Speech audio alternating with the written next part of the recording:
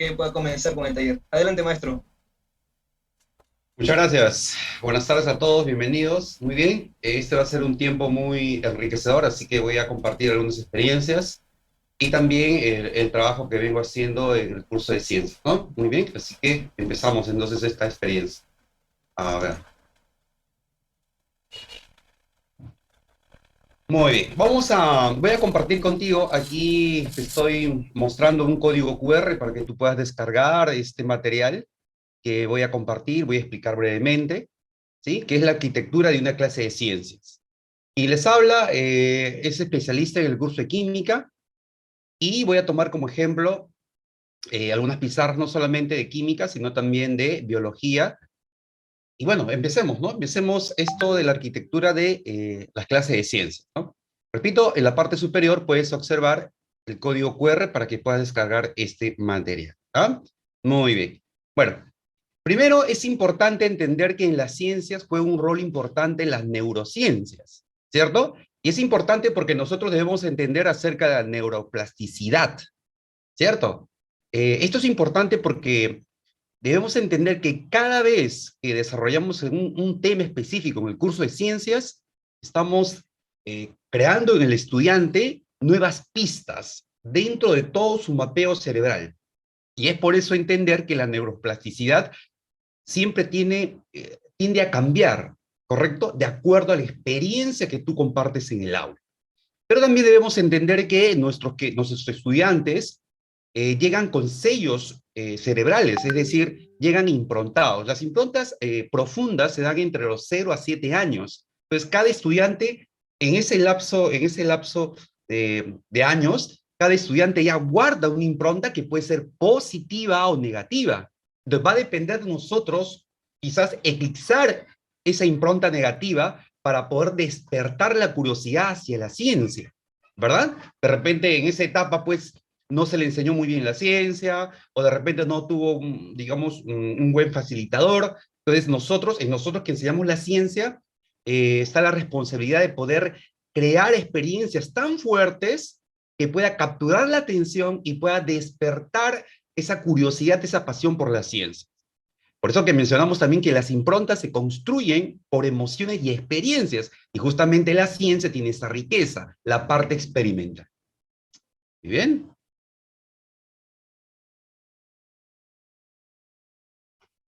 Rápidamente revisemos los aprendizajes y las emociones, y justamente las emociones juegan un rol importante con las redes neuronales y establece esas conexiones sinápticas. Pero ¿cómo puedo yo trabajar en el aula tomando en cuenta el punto del aprendizaje y las emociones? Bueno, en primer lugar, siempre hay que estar pues con un buen semblante, ¿no? ¿Cierto? Para capturar un poco, porque tampoco no podemos estar tan serios, ¿no? Normalmente los profesores de ciencias quizás nos caracteriza porque somos muy serios, ¿no? Caretabla, ¿no? Pero debemos siempre traer una sonrisa contagiosa para que el estudiante pueda eh, sentir que tú vives lo que enseñas. Y vamos a la neuroplasticidad, y en la neuroplasticidad aquí tenemos, eh, eh, de acuerdo a lo que nos dice Davidson y Begley, es la capacidad que tiene el cerebro de cambiar su estructura. O sea, cuando tú llevas a cabo un tema, específicamente, de manera ordenada, definitivamente con el objetivo de sumar a su riqueza de conocimientos, vas a producir un cambio en su estructura cerebral, ¿correcto? Y esto va a generar un nuevo conocimiento, y este nuevo conocimiento se va a transformar en un aprendizaje significativo. Entonces, el cerebro, dentro de lo que es la neuroplasticidad, está cambiando, y justamente cambia con esas experiencias, con esas emociones que nosotros como docentes de ciencia podemos transmitir a nuestros estudiantes. Bien, aquí tenemos un ejemplo contundente. Aquí podemos ver nosotros, ¿sí? Voy a mover por aquí. Aquí podemos ver lo que más o menos quiero hacer un bosquejo de lo que pasa, ¿no? De lo que pasa. Normalmente a la gran mayoría de personas no les gusta hacer el ejercicio, ¿no? Es decir, le da un dislike, ¿cierto? Un dislike. No me gusta, pues. No me gusta, no me gusta. Perfecto. Entonces hay digamos, es un hábito no saludable el hecho de no hacer ejercicio. Y nuestro cerebro ya tiene ese camino. Cada vez que alguien te invita a hacer algún ejercicio, te va a dificultar, o sea, es difícil. Ahora, imagínate a un estudiante que no ha despertado su espíritu investigador y que para hacer una investigación, un trabajo, un comentario, le cuesta, porque no ha sido entrenado para eso. Entonces, aquí pongo el ejemplo de no hacer ejercicio, entonces ahí hay una ruta, tu cerebro es fácil, a tu cerebro siempre le va a encantar consumir menos energía, porque cuando se consume más energía, tu cerebro como que lo piensa mucho.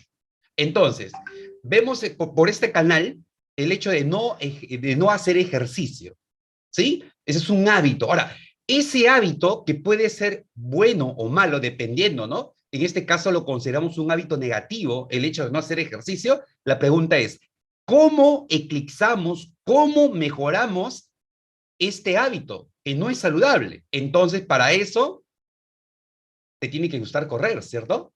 Alguien te tiene que invitar. Voy a mover por aquí. Alguien te tiene que invitar a correr. Y bueno, pues la primera vez que sales a correr después de tiempo te emociona, te sientes bien, te sientes relajado. Y bueno, se crea un nuevo camino por tu cerebro. Ahí está la neuroplasticidad. Te gusta. Pero ¿sabes qué? Y a todos nos ha pasado cuando algún momento hemos hecho deporte, resulta que luego va a haber una lucha, ¿cierto? Luego va a haber una lucha y tú lo sabes. Imagínate en tu estudiante, también va a haber una lucha cuando se le comparta o se le enseña un tema nuevo, un tema difícil. Va a haber una lucha entre no hacerlo y hacerlo. Y ahí entra a tallar la neuroplasticidad, ¿de acuerdo? Entonces, va a haber una lucha. Ahí es cuando el docente tiene que acompañarlo, tiene que dar las herramientas, tiene que buscar las estrategias para que el lado positivo de, digamos, para su crecimiento académico se fortalezca y finalmente, como estamos viendo acá en este ejemplo, hay una lucha entre hacer y no hacer ejercicio, logre pues finalmente que le guste correr, que le guste estudiar, que le guste investigar, ¿me entiendes? Entonces, esto es importante, por eso es un fundamento, es una herramienta que como maestros debemos saber claramente que la neuroplasticidad se inicia desde el momento que tú compartes algo nuevo en clase, en aula, ¿de acuerdo? Y finalmente le va a gustar, y es así como muchos estudiantes le termina por gustar la ciencia, y elige una carrera de ciencias, una carrera de ingeniería, etcétera, ¿verdad? Entonces, bajo esta premisa, maestros, es importante tener en cuenta entonces el tema de la neuroplasticidad. Y bueno, vamos aquí a lo que se conoce como la neurodidáctica, que es importante. La neurodidáctica, de repente muchos de ustedes han escuchado, pero tiene que ver justamente con el uso adecuado, con el uso eficaz de las contribuciones neurocientíficas, como en este caso es la neuroplasticidad. Bien, muy bien. Estos son elementos de las neurociencias que influyen mucho para dar un aprendizaje de calidad y sobre todo alcanzar en el estudiante un aprendizaje significativo. Bien, dentro de la arquitectura de una clase de ciencia, sea biología, sea física, sea química, aquí podemos ver como punto número uno, abrir las memorias sensoriales. ¿Cómo es esto? ¿Cómo es esto, Jacob? Sucede que cuando tú inicias tu sesión, inicias tu clase, tú tienes que despertar esa curiosidad. Tienes que abrir las memorias sensoriales, ¿de acuerdo? ¿Cómo lo vas a hacer? Con una historia, de repente la historia de Mendeleev, la historia de Mendel, la historia de repente de Newton, ¿de acuerdo? O de repente un dato curioso. En el caso de química, el tecnecio, que es artificial, y se utiliza en medicina nuclear, o el galio, que en la palma de la mano se funde. Entonces, tenemos que darle un dato curioso o una historia con la finalidad de despertar la memoria sensorial. Eso despierta atención en tu estudiante. ¿Mm? También podemos utilizar metáforas, dibujos, que es lo típico, y da buenos resultados, dibujar bien. Sobre todo cuando hagas un dibujo de un personaje, siempre dibuja con los ojos grandes, ¿no? Siempre cuando uno dibuja con los ojos grandes, captura más la atención. Eso también lo muestra los estudios de la neurociencia, ¿no? Acerca de los dibujos, los ojos grandes. Tú te has percatado, los animes, sus ojos son grandes y captura a muchos jóvenes. Entonces, por ahí también va el sentido de dibujar así. Videos y la música también, ¿no? Que algunos le ponen de repente en un momento de música, en el momento de trabajo, de taller. Eso va a depender de todas las herramientas que tú tengas en el aula y las puedas utilizar a tu favor para lograr un aprendizaje significativo. Ahora, ¿por qué es importante remarcar acá las memorias sensoriales? Porque en este punto, lo que tú haces como maestro es lanzar un anzuelo emocional. Y de esa manera vas a despertar, vas a capturar su atención, y es allí donde ya le vas a dar la nueva información. Pero tranquilo, no es que de frente le vayas a dar nueva información, cuidado, cuidado. Primero, antes de compartir una nueva información, es decir, ya has abierto la memoria sensorial con datos curiosos, con historia, metáforas, imágenes, etcétera. Ahora necesitas decirle al estudiante qué herramientas académicas necesita. A eso se conoce como conocimientos previos o saberes previos. ¿Qué herramientas necesita? ¿Y por qué es importante esto?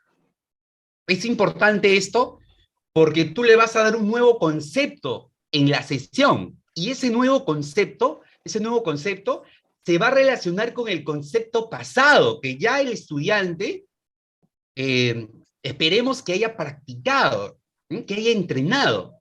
Entonces, los saberes previos que tú le vas a brindar al estudiante va a permitir establecer un puente cognitivo entre el concepto que conoce, que ya se ha mostrado en clase, con el nuevo concepto, con el nuevo conocimiento. La manera de establecer el puente cognitivo, que sea un puente sólido, es que tú le muestres qué herramientas se va a trabajar en el aula, qué necesita, con qué cuenta, qué no practicó. Ahí entra un poquito el tema de reflexionar y darle la ayuda al estudiante. ¿Sí? Saberes previos. Para poder darle un nuevo conocimiento, necesitamos darle un saber previo para establecer el puente. Luego de eso, ya luego te voy a mostrar, ¿no?, más o menos un modelo para que tú puedas tomarlo como referencia. De hecho, si tú has descargado el PDF ya, el código QR, ahí incluye un modelo, ¿no? Un modelo de lo que se estoy explicando. Bien, luego pasamos al punto 3 y hablamos de lo que viene a ser los conceptos clave, o como tú le llamas, marco teórico. Yo le llamo conceptos clave, tú le llamas marco teórico. Bacán, es lo mismo, ¿de acuerdo? Pero ¿sabes qué?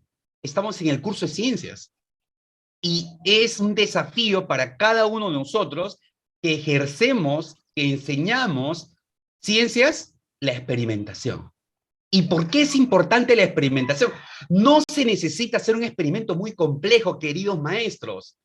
Tú tienes que buscar la manera de hacer un experimento sencillo de acuerdo a las herramientas con que tú cuentas en el aula o con aquellas herramientas que tú puedes aportar, con una moneda, con un papel, con un láser, no lo sé, dependiendo del tema, es necesario que tú experimentes frecuentemente. ¿Por qué? Porque cuando nosotros experimentamos, como le dice acá Molina, Palomeque y Garreazo, los experimentos son utilizados para unir la evidencia experimental con el aprendizaje de conceptos. Sin experimentación, pierde poder la ciencia. ¿De acuerdo? Pierde poder la ciencia. ¿Tú quieres ser un maestro de ciencia, de física, química, biología que impacte? Experimenta. Pero ¿cómo, Jacobo? ¿Cómo si no tengo herramientas? Te aseguro que en las redes vas a encontrar muchos recursos para hacer experimentos sencillos en el aula. Por último, grábalos en tu casa y compártelos, aplicando el aula invertida. ¿De acuerdo? Muy bien. Luego, vamos al entrenamiento, pues, ¿no? Punto número 4, que es entrenar el training, ¿correcto? Ahora, ¿por qué es importante entrenar al estudiante? Y darle las ideas fuertes, porque ahí también este entrenamiento es facilitador. Tú eres el acompañante en este entrenamiento, ¿sí? Le tienes que dar las ideas fuerza. El problema se plantea y luego tú le das las ideas fuerza para que el estudiante tome esas ideas fuerza y las utilice, las aplique para llegar a la respuesta, para analizar una situación o también para crear un problema, porque también puede hacerlo. Le puedes dar las herramientas y puede crear un problema en ciencias, aplicando una ley. Bien, ¿por qué es importante el entrenamiento? El entrenamiento es importante, ¿sí? Porque recuerda que después de haber despertado las memorias sensoriales, el estudiante, tú lo estás llevando, después de despertar las memorias sensoriales, al estudiante lo estás llevando ¿hacia dónde? A la memoria de trabajo, a la memoria de corto plazo. Y esa memoria de corto plazo solamente dura entre 18 a 20 segundos. ¿Me entiendes? Entonces, entrenándolo, te estás asegurando o estás consolidando lo que en el aula le has enseñado. ¿Correcto? Para llevarlo a la memoria de largo plazo. Y es importante esto, entender que el entrenamiento juega un rol muy importante en la arquitectura de una clase de ciencias. ¿Sí? Cuando armes tu pizarra, cuando armes tus PPTs, cuando armes tu manera de trabajar, ten en cuenta que el entrenamiento también tiene un valor, porque la finalidad del entrenamiento, del training en clase, con los ejercicios, es pasar de la memoria de corto plazo, ahí podemos hablar, se habla eso del tema de los chunks, ¿correcto? Establecido por Miller, pero eso es un tema aparte para llevarlo a la memoria de largo plazo, que es la consolidación del aprendizaje. Pero brindemos también ejercicios y problemas. Un ejercicio es aplicativo y un problema de repente es un desafío ya para el estudiante, donde involucra el uso de repente de las matemáticas o el uso inclusive de otra ciencia, ¿no? Bien, pero hay que contextualizarlo. Y es por eso que ustedes han escuchado, queridos maestros, de las famosas preguntas las preguntas de ECO, ¿no? Las preguntas de destreza cognitiva, que son contextualizadas. Entonces tú también tienes que darle al estudiante una pregunta contextualizada, de acuerdo a lo que le estás enseñando. Eso es muy importante y eso ayuda a la consolidación del aprendizaje. Y bueno, ahí no lo he considerado, pero la neurociencia también nos dice que si el estudiante no duerme bien, su memoria a largo plazo no funciona bien.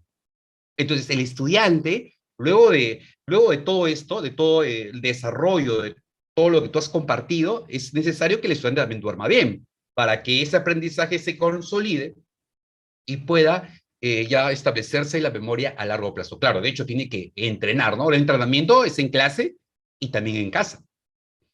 Muy bien, y finalmente, en el punto 5, hablamos de los términos clave. Y los términos clave, eh, es bueno siempre decir al estudiante que él mismo pueda anotar las palabras que más le ha impactado, la palabra que más le ha impactado, y debajo de esa palabra, que es el término clave, agregar información.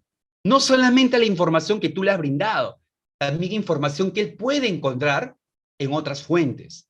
Esos términos clave es importante que el estudiante pueda elegir las palabras que más le he impactado y buscar información de eso.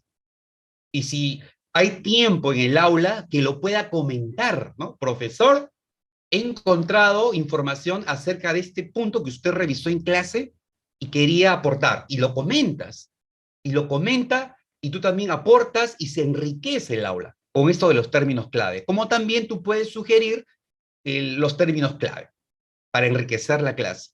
Y finalmente, se aconseja pues un resumen SMART, es decir, un mapa SMART, es decir, un resumen inteligente. Cuando decimos resumen inteligente o resumen, significa que el estudiante al final diseña un organizador de ideas principales, secundarias, utilizando plataformas, porque hoy en día la mayoría de estudiantes ya sabe utilizar plataformas para diseñar organizadores. Y justamente ese organizador muestra los conceptos clave, los términos y alguna información que el estudiante cree que es importante mostrarlo dentro de sus apuntes. ¿Mm? Muy bien. Bueno, entonces ese sería el bosquejo de lo que viene a ser la arquitectura de una clase de ciencias. Bueno, aquí les comparto las creencias falsas sobre la memoria, ¿no? He creído conveniente resaltar aquí, dice, yo tengo mala memoria. Dice, yo tengo mala memoria. Eso en realidad no es cierto. Hasta cierto punto puede tener sentido, pero en realidad no es así. Hemos escuchado mucho a los estudiantes hemos escuchado mucho a los estudiantes que nos dicen, profe, es que yo no tengo memoria, no puedo aprenderme. No, no, no, ahí tienes que detenerte. A veces cuando el estudiante dice, yo no tengo memoria, te la crees y piensas que tu estudiante, pues, en realidad tiene esa carencia. Y no es así, maestro, no es así. La neurociencia nos muestra en la neuroplasticidad que no es así. Ya te lo puse al inicio. ¿De acuerdo? Muy bien. ¿Ah?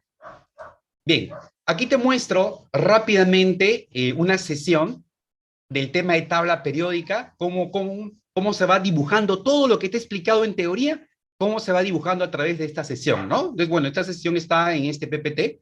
Rápidamente, ahí está el título, el tema, los propósitos de la sesión, a dónde vas a llegar, qué decides lograr con tu estudiante, eso es importantísimo, mostrarle la ruta, el lineamiento, luego vas a la introducción de tu sesión, y mencionas, ¿no? De elementos químicos en el celular, de que el galio se funde en la palma de la mano, del proyecto Manhattan, el Little Boy, ¿no? Feynman, que tienen pues uranio y plutonio, que el cobalto está en la cobalamina, vitamina B12, ¿verdad? Que antes de los símbolos químicos que hoy manejamos, había una simbología establecida por Dalton, que el polonio 210 mató a un espía ruso Litvinenko. Todo esto, bueno, que hay un video inclusive, los rodenticidas, que este rodenticida encontramos el famoso talio, que es un elemento químico. Entonces, como te das cuenta, hasta el momento todo eso despierta las memorias sensoriales. ¿Te das cuenta o no? Qué importante es compartir con el estudiante una imagen, una información o un video, ¿no? Yo acá tengo un video, pero no lo voy a pasar, ¿cierto? Por el tiempo, pero el tema es poder brindarle información a través de historias, datos curiosos, metáforas, de manera que se enriquezca la sesión. Luego pasas a los saberes previos. Recuerda que los saberes previos es importante para establecer el puente cognitivo entre el conocimiento que el alumno ya tiene, ya llega con un conocimiento y los nuevos aprendizajes, nuevos conceptos, ¿cierto? En el tema de tabla periódica, acá se menciona un poco la clasificación, lo que hizo Mendeleev y Meyer, la ley periódica, y luego ya llegas a los conceptos clave. Aquí muchos conocen como lo que viene a ser el marco teórico. Ya en este momento tú ya te desplayas, ahí desarrollas todo lo que tú quieras. Aquí ya tú vas a dosificar dependiendo qué grado estás, si estás en la pre, si estás en quinto pre, si estás en segundo año, tercer, ya eso va a depender, ¿correcto? ¿Sí? Y bueno, y puedes mostrar el tema de las tablas periódicas, ¿no? Bueno, esto gracias a los amigos de Aduni nos han facilitado también este material, ¿no? Muy bien, listo. Ahí está. Claro, de hecho ahí le he agregado algunas cosas personales, pero bueno, ahí vemos el material aquí, ¿no? Donde se puede ver imágenes que llaman la atención, algunas curiosidades, ¿no? Que al mezclar, por ejemplo, el indio con el galio, se forma pues una aleación líquida, ¿no? Es muy interesantes. Y bueno, ahí está el tema de las monedas, que son aleaciones. En fin, todo eso en base a lo que vienen a ser los conceptos clave, como puedes apreciar, ¿sí? El tema de los microchips, bueno, sabemos que es Taiwán el número uno respecto a los microchips, ¿sí? Ahí está, información. ¿Mm? Y bueno, luego viene el entrenamiento, ¿no? Luego viene el entrenamiento. Claro, ahí le podemos agregar una sección, como le agrego también en mi sesión, los términos clave. Los términos clave son palabras que impactan más al estudiante. Tú puedes elegir las palabras. Yo a veces suelo elegir las palabras, pero a veces le doy, digamos, la libertad para que el estudiante elija 3 palabras que más les haya impactado y busque información. No necesariamente la información que yo le he compartido, sino información que el estudiante puede encontrar, ¿cierto?, en otra fuente, ¿no? Y compartirlo en la clase si el tiempo lo da o puede enviar, ¿cierto?, en la plataforma como comentario, ¿no? Se habla pues el tema del foro y en el foro puede comentar ese término clave que el estudiante ha creído conveniente colocar, ¿no? En sus apuntes. Bueno, después viene ya la parte del entrenamiento, los ejercicios y listo, ¿no? Y ya con eso vamos terminando esta parte de cómo trabajar y también eso de la parte virtual, ¿sí? Bien, ahora voy a dejar de compartir un momento, ¿sí? Y ahora les voy a compartir con respecto a las pizarras, ¿no? También tenemos aquí, ¿ya? Respecto a lo que viene a ser las pizarras con tiza, ¿no? Vamos a mostrar rápidamente esto. A ver, un momentito, por favor. A ver.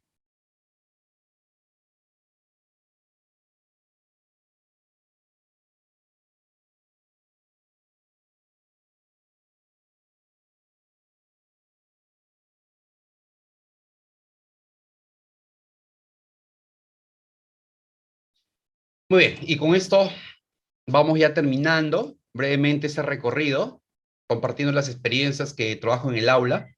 Y aquí podemos observar, pues, este automóvil híbrido, ¿no? Nosotros ahorita estamos con el tema de la enseñanza presencial y también la parte virtual, ¿no? Estamos fusionando, ¿no? En muchas instituciones se va a trabajar así. Entonces tú tienes que tener en cuenta, así como este automóvil híbrido que funciona, pues, a electricidad, ¿correcto? Es eléctrico y de combustión, ¿no? Un motor de combustión interna. Igual va a ser la educación, es ella, ¿no? Una educación híbrida muy importante, pero que debes tener en cuenta cómo vas a plantear tu clase, pues, ¿no? Aquí está lo que viene a ser el tema de lo presencial, lo virtual, lo sincrónico, asincrónico, que es un tema que ya muchos de ustedes lo conocen muy bien, y es importante también tener en cuenta la tecnología que tú necesitas, ¿no? Una buena cámara, una buena PC, un buen sistema de sonido, un proyector, una buena fuente de internet y las plataformas que la institución te puede brindar. Ahí es donde tú puedes utilizar al máximo todo, ¿no? Si vas a aplicar el aula invertida, genial, ¿no? Una semana antes vas subiendo todo el material para que el estudiante lo vaya escudriñando. Y de esa manera, el día de clase, el estudiante ya tenga saberes previos para tu sesión. Eso es muy importante, ¿no? Aquí tenemos una pizarra, puedes tú observar en esta pizarrita, ¿verdad? Este es un mapita, por ejemplo, ¿no? Que se hace en pizarrita como resumen. Esto viene a ser, por ejemplo, un apunte inteligente, ¿no? Esto es un apunte inteligente en una clase presencial, ¿de acuerdo? Donde se resume acá lo que viene a ser, pues, el parámetro de carga teta en lo que es el capítulo más equivalente, ¿no? Entonces, los mapitas son importantes. Los mapitas siempre son importantes y cada maestro le da su plus, ¿no? En este caso yo he dibujado acá, ¿no? Como especie de ramitas, ¿cierto? Y un instrumento de laboratorio. ¿Mm? Por aquí tenemos una clase de orgánica ya, de nivel avanzado, entonces aquí ya es diferente el trabajo, pero siempre guardemos el orden, utilizando, digamos, los colores que juegan un rol importante, ¿no? Por ejemplo, podemos colocar los títulos de color amarillo y resaltar y subrayarlos de rojo, y el trabajo que tú haces, pues, el trabajo fundamental con tiza blanca, y las flechitas lo puedes hacer con color anaranjado o color rojito, ¿no? Dependiendo, ¿no? Dependiendo del fondo de pizarra que tengas, ¿no? En este caso, fondo verde, también hemos visto pizarras de fondo negro, ¿no? ¿Sí? Como vemos acá, aquí también en este modelo de pizarrita fondo negro se utiliza más pues la tiza blanca, la amarilla y la tiza anaranjada, ¿cierto? Y se divide en espacios para un mayor ordenamiento visual. Y esto es muy interesante, ¿no? Ver esto es muy interesante. Ahora va a depender de cuántas separaciones haga, dependiendo del tamaño de tu pizarra y dependiendo también a quién está orientado, ¿no? De repente chicos de selección, chicos de repente de ciclo, estudiantes de repente de quinto, pre, etcétera. ¿Mm?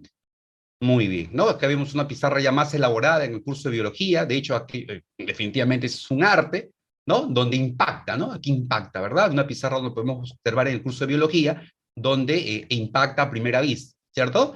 Muy bien. Bueno, aquí también podemos ver otra pizarra impactante, ¿cierto? Ya esto hay que practicar bastante, ¿sí? Una pizarra de biología de un maestro, ¿no? Muy conocido que nos ha permitido, pues, compartir su pizarrita, ¿no? De biología que pueden ver ustedes toda, digamos, la secuencia, el juego de colores, en fin, ¿no? Muy impactante. Bien, aquí también vemos también la misma pizarra, en otro enfoque, ¿no? Desde más lejos, y listo, ¿no? Perfecto. Muy bien, muy bien. Bien, bueno, eso ha sido todo, queridos maestros, ¿sí? Bueno, hemos logrado pues el tiempo justamente estipulado para esta sesión. Bueno, si hay alguna pregunta por interno para poder responder, genial, ¿no? Nos quedan algunos minutitos, no sé, a ver, en el retorno, estamos ya en el tiempo, ¿cuánto tiempo nos queda de repente para poder resolver algunas preguntitas? Si hay alguna pregunta por ahí, aprovechando el momento, ¿sí? Puedes escribir por ya. Sí, Recomendaciones maestro. para... Ujú. Sí, perfecto. Estamos A cerrando de ver, preguntas. En todo caso, invitaríamos a todo el público, sea por la transmisión en vivo por Facebook o por la sala de Zoom, a que deje sus preguntas para el maestro, ¿no? Y así puedan ser recabadas. Para dar por terminado, en este caso, la primera parte de este taller de elaboración de pizarra. Adelante. sí, por acá me comentan, por el interno me dicen recomendaciones para las pizarras acrílicas. ¿No? Para las pizarras. Mira, en realidad, para el tema de las pizarras acrílicas, Yo suelo trabajar, ¿no? Compro, hay algunas pizarras acrílicas que te permite, dependiendo, ¿no? Hay unas pizarras que son blancas y unas pizarras que son medias cremas, ¿no? Normalmente yo utilizo todo un set de plumones de colores, ¿sí? Pero siempre doy prioridad a los colores fundamentales, que viene a ser el negro, el azul, el rojo. Y los demás colores los agrego como añadidura, ¿no? El naranjado, el verde claro, un celeste, un morado. No sé si saben que ahora hay toda una gama de plumones, ¿verdad? Pero eso es como añadidura, ¿no? De repente en un dibujo, en un esquema. A lo que voy, si bien es cierto, cuando uno elabora una pizarra, debe tener en cuenta el juego de colores, que es importante, utilizando los colores básicos que son dentro de la pizarra acrílica, que es el negro, eh, el azul, el rojo, le puede agregar otros colores. Pero la arquitectura que yo te muestro en el curso de ciencias es que siempre en tu pizarra muestres la parte para abrir las memorias sensoriales, ¿no?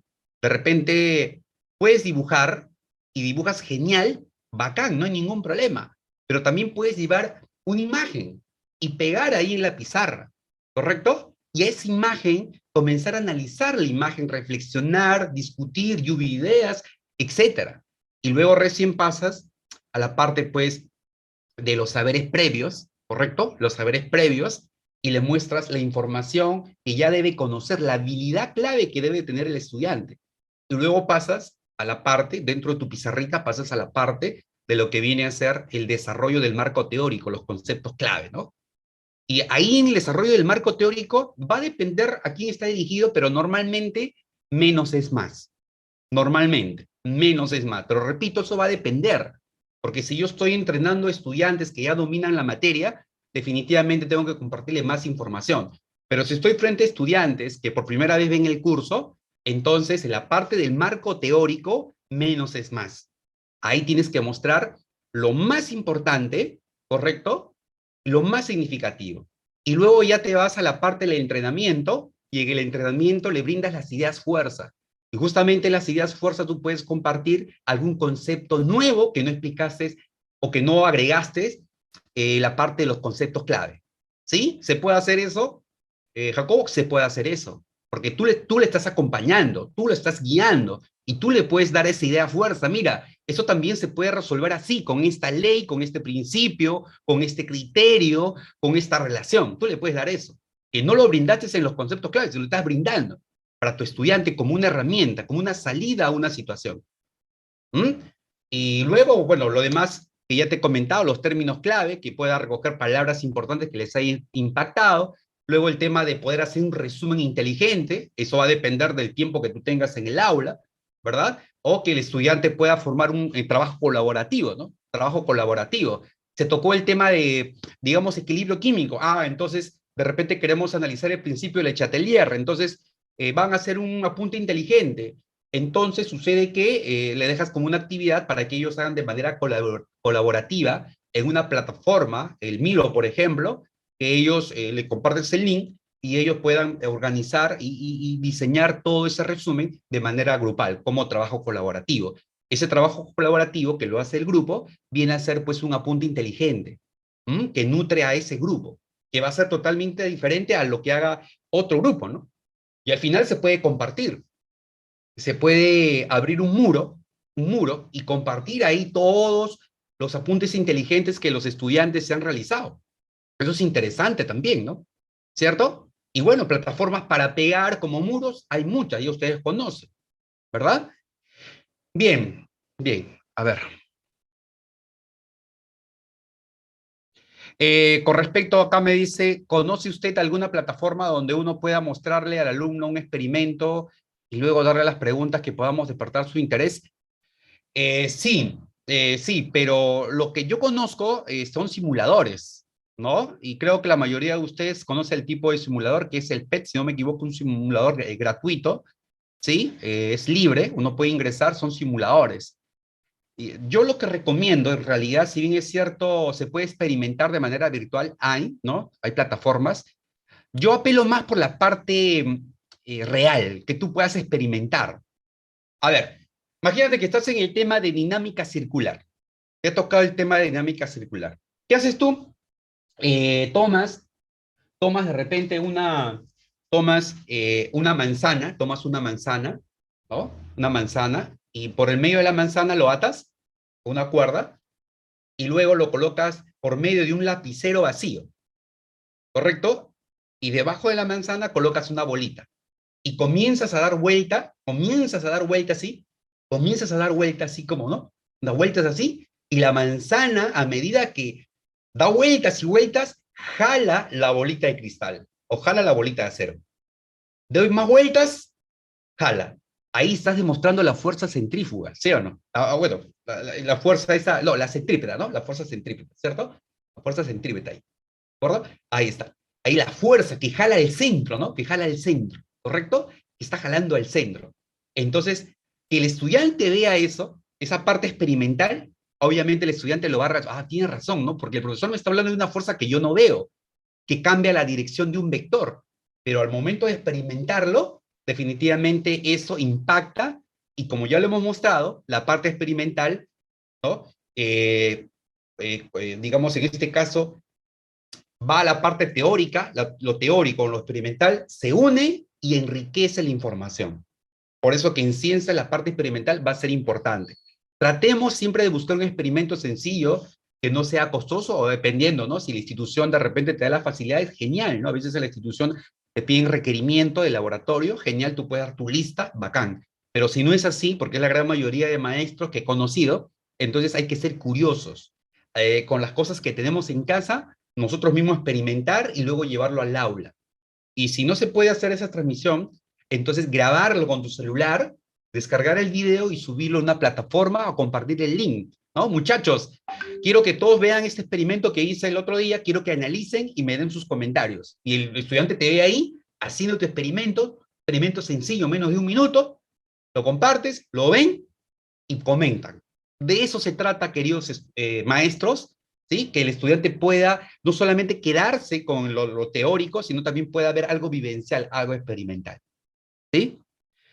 Muy bien, listo. Bueno, creo que ya hemos cumplido el tiempo. No sé, a ver, el retorno. ¿Cómo estamos con el tiempo? Maestro, sí, todavía hay tiempo considerable para poder resolver algunas preguntas. De hecho, sí hay unas 3, 4 preguntas que hay en el chat, por ejemplo, de Pedro Espinosa. ¿Cuál es más eficiente? Dice. ¿Cuál es más eficiente o mejor? Ah, ¿cuál es más eficiente o mejor? ¿Explicar la clase e ir llenando la pizarra o llenar mi pizarra y luego empezar a explicar? Esto para el área de química. Ah, perfecto, perfecto, perfecto. Bueno, eso va a depender, ¿ah? Eso va a depender. Algunos maestros, antes de iniciar la sesión, arman la pizarra, ¿no? Dejan los espacios para completar. Y lo hacen rápido, ¿ah? Son recontra versátiles para eso. Automáticamente toman la regla, toman las herramientas y comienzan a armar su pizarra, ¿no? Separar los espacios, colocar título, subtítulo, cuadro, donde va a completar la fórmula, la parte de los ejercicios, las aplicaciones. Lo hace de repente en 5 minutos, ¿no? Y luego ya comienza su clase, ¿no? Y va completando todos los espacios que ha dejado, ¿sí? Y interactuando con el estudiante. Bueno, eso es estrategia muy buena, ¿no? Pero también hay otros maestros que tienen ya de memoria el esquema, ¿no? Otros maestros ya tienen de memoria el esquema. Colocan el título y van explicando, van haciendo participar. La idea, maestros, es que el alumno siempre participe, ¿sí? A veces también cometemos el error que de repente pasamos más tiempo mirando la pizarra que mirando al estudiante. Y nosotros debemos mirar al estudiante siempre, ¿correcto? Es nuestra prioridad. Entonces, si nosotros hacemos la clase título, vamos escribiendo, vamos a poner una pausa para mirar al estudiante y conversar, interactuar sobre lo que voy compartiendo. ¿Sí? Correcto. Entonces, algunos maestros tienen, digamos, ya en memoria toda la sesión, así que pueden escribir toda la clase así, ¿verdad? No tienen ninguna dificultad, pero hay otros maestros que no, prefieren primero armar la estructura, que es lo que van a completar en clase, y luego comienzan a explicar y van interactuando, ¿no? Ambas estrategias son buenas. Eso va a depender de la experiencia y cuánto domines el tema, el curso, ¿no? Bien. Sí, algunas preguntas también apuntan a la plataforma que ha usado y sobre cómo utiliza esa plataforma para moverse entre la pantalla. No sé si podría explicarlo con más detalle. Ah, ok, ok, ok. Bueno, eso, maestros, es un plus que tiene el Zoom, ¿no? Ustedes el Zoom tiene esa facilidad de poder compartir el PPT y, bueno, minimizarte para poder explicar, ¿no?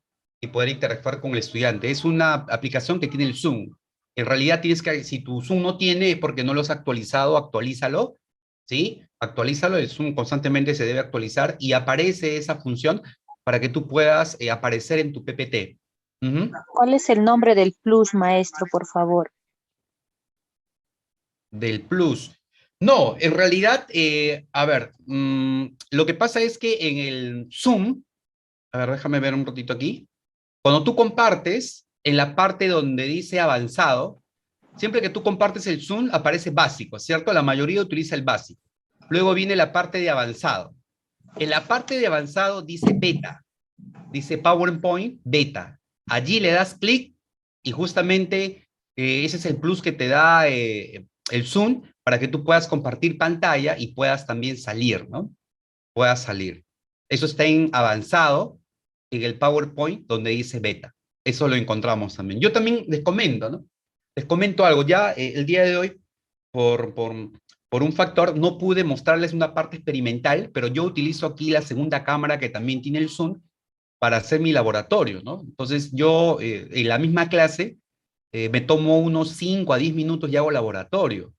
He realizado ya varios laboratorios, de repente en otra oportunidad les puedo comentar, pero laboratorios que el mismo estudiante también lo puede replicar en casa, con el cuidado debido, ¿no? Obviamente uno tiene que ver qué es lo que puede atentar contra la salud física del estudiante, pero siempre se elige lo, digamos, lo más sabio, ¿no? Como sal de mesa, como bicarbonato de sodio, elegir, bueno, utilizar por ahí de repente el agua mineral, ¿m? En fin, pero podemos trabajar también con el mismo Zoom con la segunda cámara para que mientras el estudiante nos vea a nosotros, también pueda ver ese experimento que tú estás haciendo ahí en tu pequeño espacio, ¿no? Lo que yo te recomiendo es que a tu sistema le agregues una segunda cámara y esa segunda cámara apunte a un lugar específico donde siempre hagas los experimentos. Es lo que yo he hecho, ¿no? En esta oportunidad me encantaría mostrárselos, pero bueno, ya espero tener otra oportunidad donde sea un poco más vivencial esa parte, mostrarte justamente la parte experimental. Como les repito, tengo otra cámara y esta cámara apunta a un lugar especial que yo he adecuado dentro de mi escritorio, ¿correcto? Y ahí se ve cuando el estudiante ve ese lugar, ve como si fuera un laboratorio. Y yo experimento ahí, ve mi mano, ve mi tubo de ensayo, ve mi bureta, ve mi indicador, ve cosas que de repente yo tengo ya y comparto con el estudiante, o la cinta de magnesio, o ve el ron de quemar para utilizar como un mechero, digamos, básico, en fin, cosas así que puedo experimentar y justamente eso viene a ser la parte experimental de un tema específico, ¿no? Tabla periódica o de repente configuración electrónica. Muy bien, muy bien, muy bien. Bien, no sé si hay más preguntas. Bueno, sí, maestro. Por ahí hay una pregunta de Romualdo Bryan sobre cuánto tiempo es lo máximo que un docente debe demorarse para hacer su pizarra, ¿no? Porque a veces se demora al hacerse o al hacerlo completo con los contenidos, los dibujos, ¿no? Para que sea más temático y demás. Y con ello, pues, le invitaría a dar algunas recomendaciones ya como para ir cerrando este taller, ¿no? Bueno, claro, en realidad eso va a depender de cuánto domines el tema, ¿no? Si tú no dominas, por ejemplo, no te toca realizar el tema de equilibrio iónico en química, o en física de repente termodinámica, o en biología genética, y no dominas mucho el tema de dibujar y escribir, entonces lo que se recomienda siempre es que tú avances de acuerdo a tu ritmo, ¿no? ¿Cierto? Porque tú puedes armar toda tu pizarra y de repente te demoras 20 minutos, es demasiado. En esos 20 minutos pueden pasar muchas cosas. Entonces, la idea es que tú te midas tu ritmo de escribir, tu ritmo de conocer el tema, y repito, en el marco teórico, muchas veces, no digo que siempre, menos es más, ¿ya? En el curso en ciencia, menos es más, dependiendo a quién estamos dirigidos. Entonces, lo que yo recomiendo es que si tú, ahora que tenemos la facilidad de la gran mayoría de tener una pizarra en casa, que tú mismo te midas tu tiempo, ¿no? ¿En cuánto tiempo armas tu pizarra? Mira, lo recomendable es 5 minutos. Lo recomendable es 5 minutos. Que armes tu pizarra en 5 minutos. ¿Lo puedes hacer? Sí. Te lo digo porque yo lo armo así. Pero también a veces no quiero armar la pizarra en 5 minutos y simplemente, como ya lo he mencionado, coloco el título, explico la primera parte introductoria, el tema de las memorias sensoriales, luego me voy a los saberes previos, voy avanzando y voy interactuando. Voy avanzando, voy interactuando. ¿Me dejo entender? No le doy, o sea, no miro más al alumno que a la pizarra. El error a veces que yo he visto en los maestros que recién inician el curso de ciencias es que se esmeran mucho en su pizarra, y está bien, pero descuidan al estudiante. Miran poco al estudiante y miran más a la pizarra. En el caso de nosotros no debe ser así, ¿de acuerdo? La mirada es importante, juega un rol muy importante para que el estudiante sepa que lo estás mirando, que eres importante en su clase. En cambio, cuando tú le das la espalda, el estudiante siente que no es importante. Entonces, bueno, eso es relativo, eso depende, y lo que se recomienda pues en 5 minutos, ¿no? Como promedio, ¿no? Tampoco no vas a hacer 5 minutos, pero en promedio debes armar tu pizarra, ¿no? Y después ya te vas con todo, ¿no? Te vas con todo. Muy bien. Bueno, ya para ir cerrando este momento, agradecerte por estar aquí, ¿sí? Si ustedes están aquí es porque quieren aprender un poco más, y bueno, a mí me han dado la oportunidad de poder compartir lo que yo vivo, lo que yo llevo a cabo en el aula sobre ese esquema, ¿no? Fundamentado en lo que viene a ser la neurodidáctica, que obviamente es el pilar de la neurociencia. Y siempre pienso en eso de la neuroplasticidad, ¿no? Que todo lo que hago va a impactar a mi estudiante de manera que va a generar un nuevo camino, ¿sí? Y ese camino de repente lo lleva a ser ingeniero, médico, bueno, no sé, dentro del área de las ciencias, pues, ¿no? ¿Cierto? Por eso que aquí es importante nosotros vivir lo que enseñas. Tienes que vivir y experimentar. Te aseguro que si tú experimentas que sea algo tan pequeño, tan básico, va a tener excelentes resultados. ¿Sí? Ahora, si puedes experimentar con algunas plataformas, como existe, me parece que ahorita estamos dentro de lo que viene a ser, hay unas plataformas que se pagan para poder experimentar, bacán, ¿no? Bacán, pero es pagado, no es gratis, ¿ya? Pero lo que yo estoy planteando, lo que yo estoy proponiendo son experimentar con cosas caseras que el estudiante pueda ver. Uh-huh. Muy bien, gracias a todos, y bueno, hemos llegado a la parte final. Muy bien, gracias Kevin, y buenas tardes a todos, nos vemos.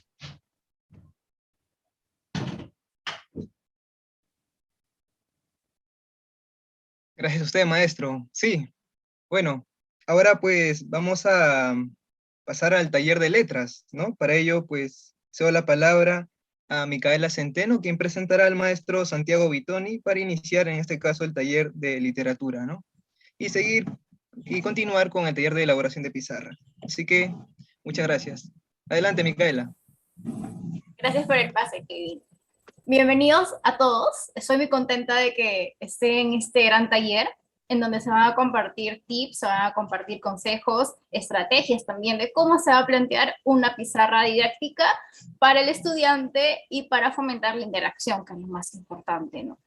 Por ello, este taller va a estar a cargo del docente Santiago Vitoni, el cual es docente de literatura, y va a mostrarles a ustedes cómo es que estas pizarras pueden llegar a influenciar al estudiante y pueden llegar a que este estudiante pueda aprender, interiorizar el conocimiento y tenerlo todo en su memoria de largo plazo para que pueda ejercer el conocimiento a gran escala en un futuro.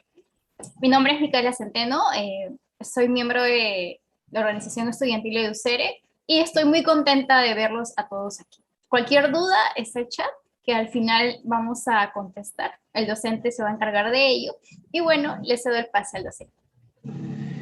¿Qué tal? ¿Cómo estáis? Bienvenidos. Muy buenas tardes, señorita Micaela. Gracias por la presentación. Jóvenes, saludar a la facultad, ¿sí? De Educación de la Universidad Nacional Mayor de San Marcos. Y bueno, a todos los invitados, a todos los que están aquí pues, interesados para aprender un poquito más. Soy el docente de literatura, Santiago Vitoni.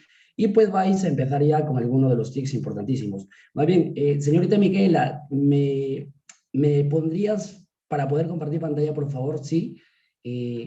Muy bien, por favor, para poder mostrar las pizarritas y empezar con la clase. Pero no habría problema. A ver, un momento.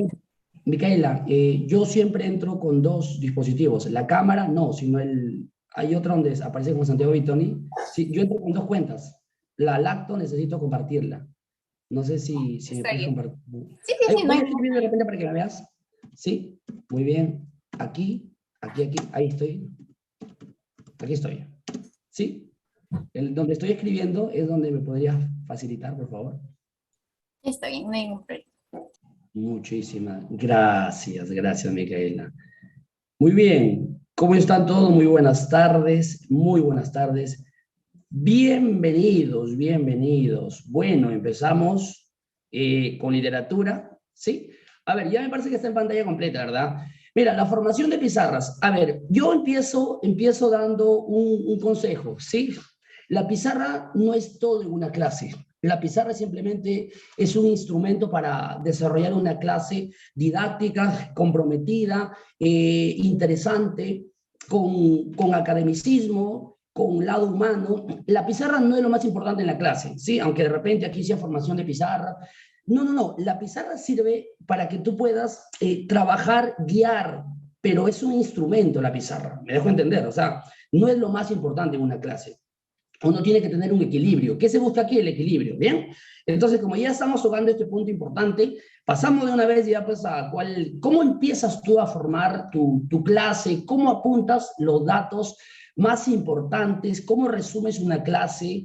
En el caso de letras, es distinto a ciencias, por ejemplo, ¿no? A biomédicas, es completamente distinto.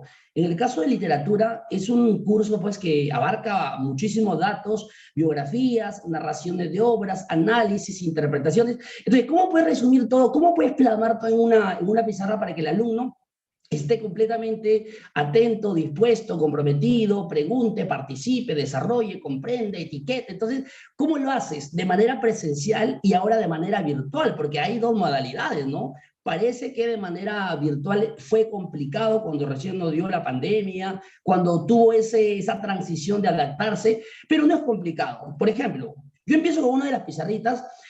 Los que están presentes, ¿qué pueden ver en esta pizarra? Por ejemplo, ahí he puesto clasicismo romano, el título, y abajo pues Virgilio y la Eneida, ¿no? Si tú te das cuenta, parece que esta pizarra es un poco, como le llaman en el mundo preuniversitario, muy datera, ¿no? Demasiados datos. Aquí, por ejemplo, se puede percibir que el maestro, sí, que el docente ha intentado colocar de manera casi sistemática todos los datos que encontró en sus libros los distintos de las distintas editoriales, el título, la división.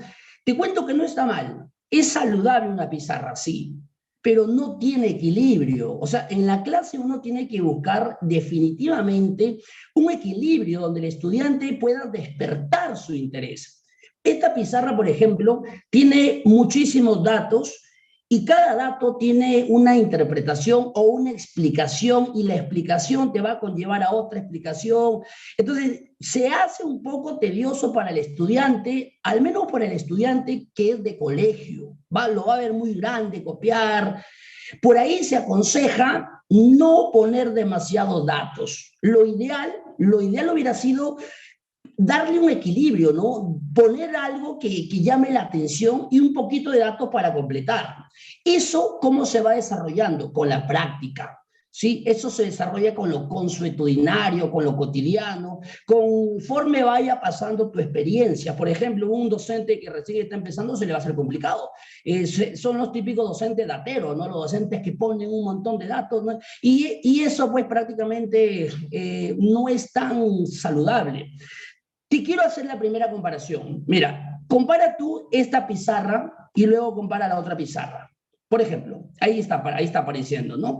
¿Cuál de las dos pizarras definitivamente pueden despertar el interés? ¿Sí? ¿Cuál puede despertar esa capacidad del estudiante de sentirse participante de una clase presencial o de una clase virtual, que estamos todavía en la modalidad virtual, ¿no? Entonces, si tú te das cuenta, ¿sí? Si tú te das cuenta, esto es un poquito más equilibrado, esta clase de Renacimiento inglés dentro del temario de la literatura, con el temario, la otra clase fue de clasicismo romano, ¿no? O sea, por ahí, mira cuánto dato amontonado, no hay un equilibrio, no hay una imagen. ¿Cómo puedes motivar al estudiante? De manera presencial, tal vez el profesor habla, orienta, pero de manera virtual, donde muchos de los estudiantes siempre tenían la cámara apagada, ¿cómo lo despiertas? ¿Cómo los haces participar? Entonces, para eso, una de las técnicas importantísimos y que estamos ya un poco revolucionando ya últimamente en el mundo preuniversitario y también en colegios, es hacer los famosísimos dibujos en letras. Nosotros nos habíamos acostumbrado a ver dibujos en geografía, los mapas, el relieve del Perú, en historia, ¿no? Los Huaco Retrato, Machu Picchu, etcétera. Pero en literatura había pocos dibujos. ¿Cómo tú puedes simplificar, cómo puedes resumir una obra que es gigante de 600, 800 páginas? ¿Cómo puedes explicar la biografía, las características, el estilo, el pensamiento, la crítica de un escritor importantísimo, ejemplificando con el señor Shakespeare? Entonces, se aconseja que si, por ejemplo, tú vas a explicar de Cervantes, de Dante, de Shakespeare, de cualquiera de los que estoy mencionando, empieces haciendo un bosquejo.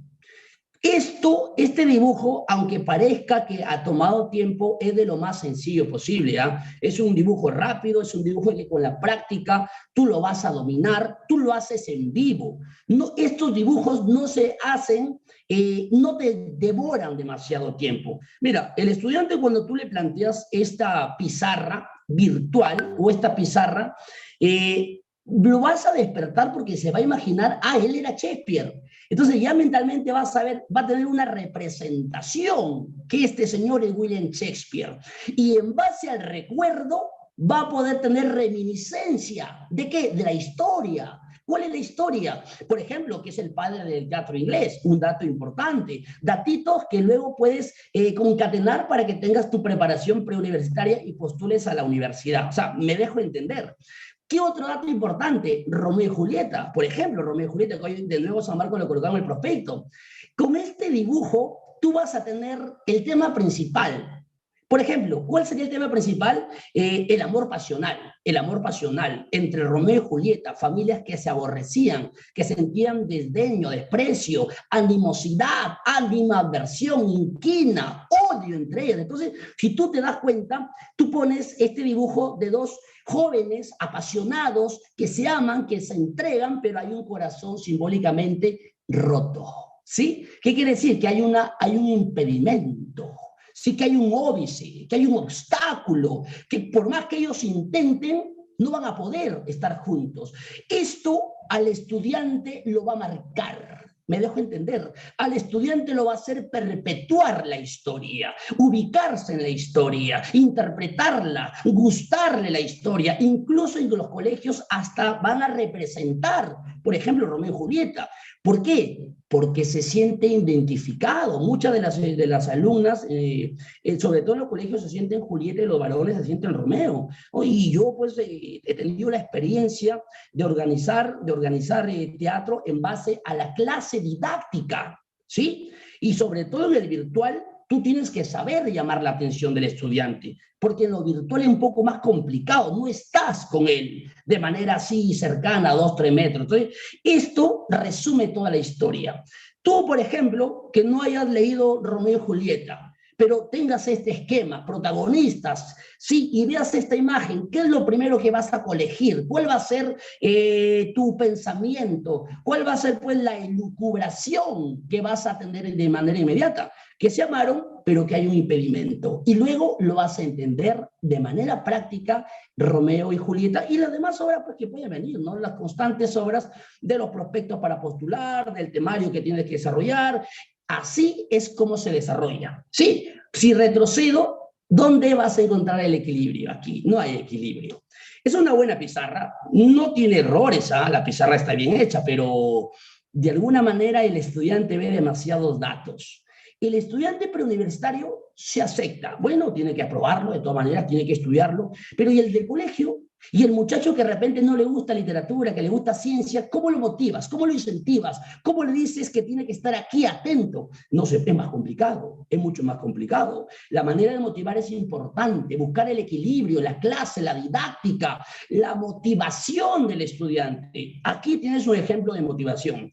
De repente tú lo sigues considerando que tiene muchísimos datos. Te presento otra de las pizarritas, mira. ¿Qué opinas de esta pizarra? Una de las obras más complicadas de la literatura universal, conocida y reconocida, rimbombante, la Divina Comedia. Todo el mundo ha escuchado, pocos la han leído, pero todo el mundo habla y sabe de la Divina Comedia. Al menos has escuchado de la Divina Comedia. Este dibujo está casi perfecto. Me gusta, al estudiante le llama la atención, pero consideramos que tiene demasiados datos. Demasiado datos para un estudiante que por primera vez va a tener un contacto, va a tener un reconocimiento. No vas a encontrar lo que estoy diciéndote, armonía. La armonía no la vas a encontrar en esta pizarra.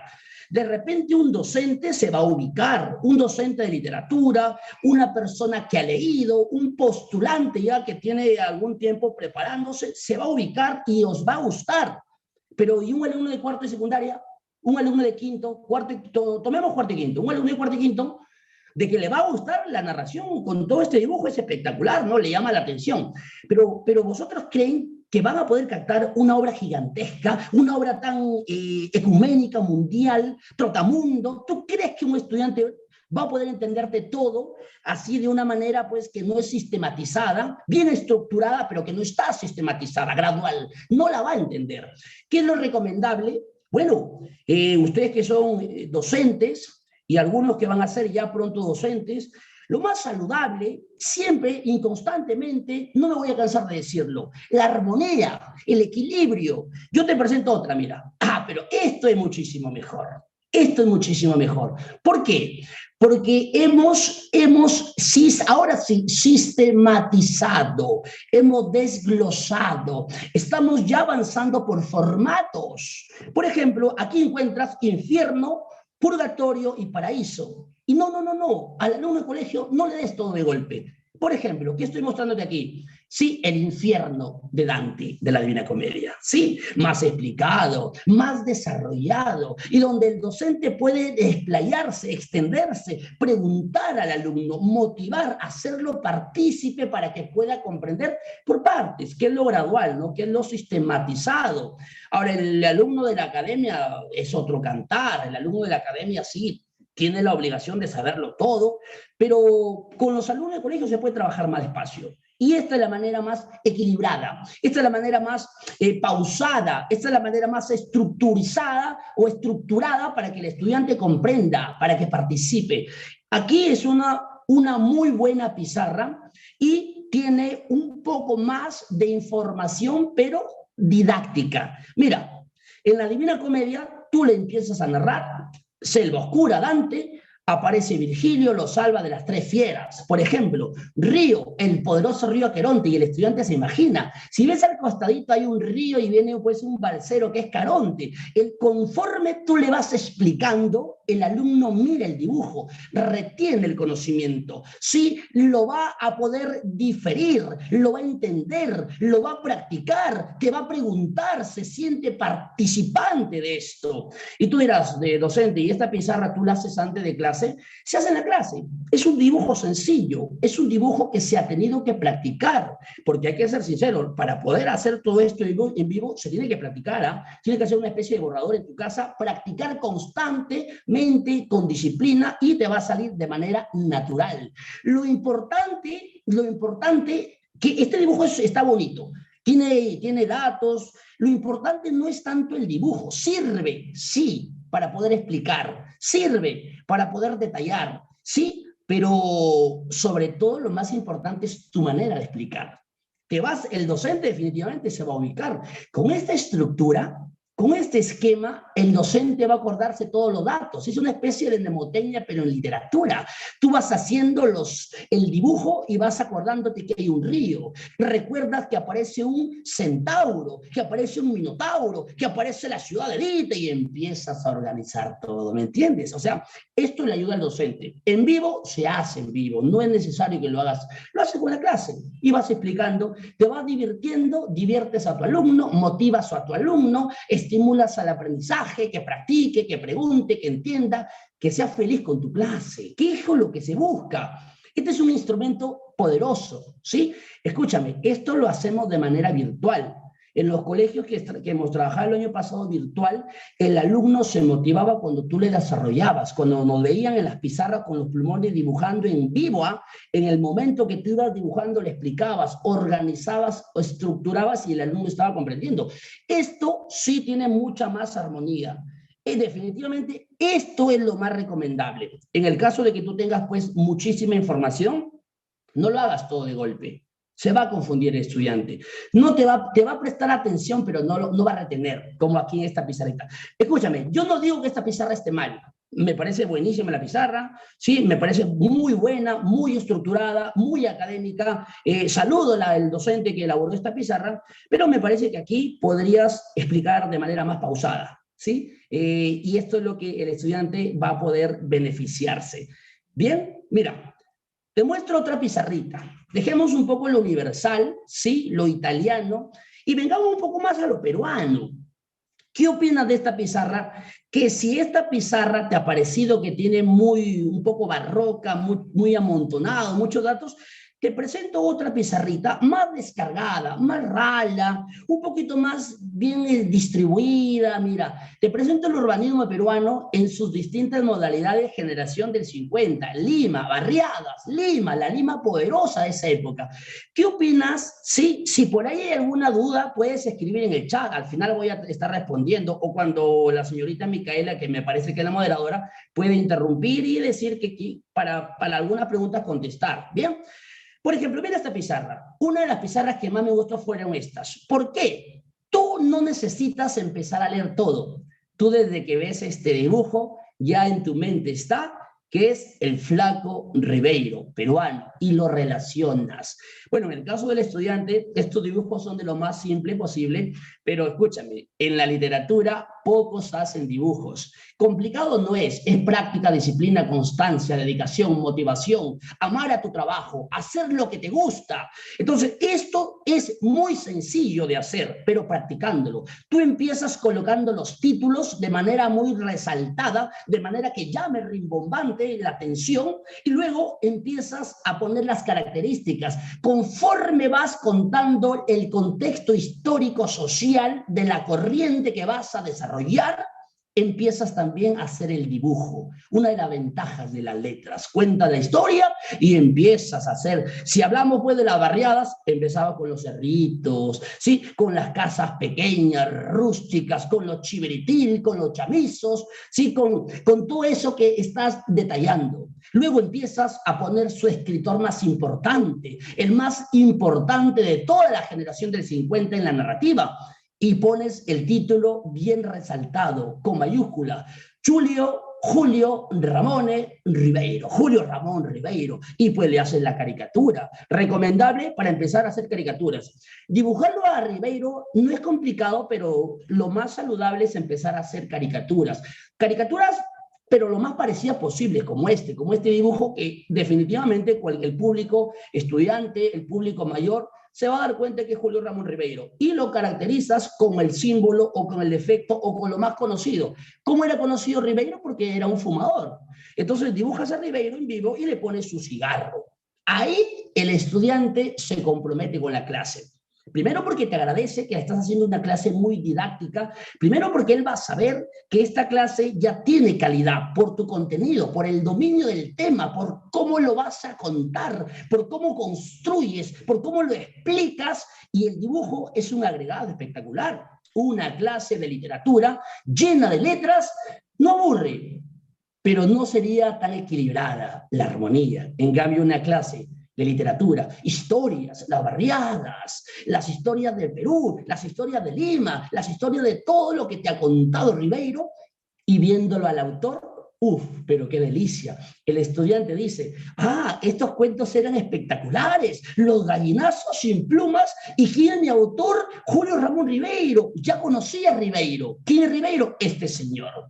Sin necesidad de estar googleando, el estudiante se va a dar cuenta que este señor enorme, enfermo, es Julio Ramón Ribeiro, uno de los grandísimos y el mejor cuentista peruano. Grandísima imagen de Ribeiro, apoteósica imagen de Ribeiro, ¿no? Y tú vas a tener esta construcción.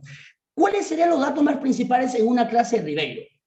Bueno, el contexto es importante porque es la manera de ingresar, de empezar, de poner la base de tu clase, ¿sí? Las características, el contexto. El dibujito también es importante para darle un poco de realce, para hacerlo pues un poquito más interesante la clase. Y los premios.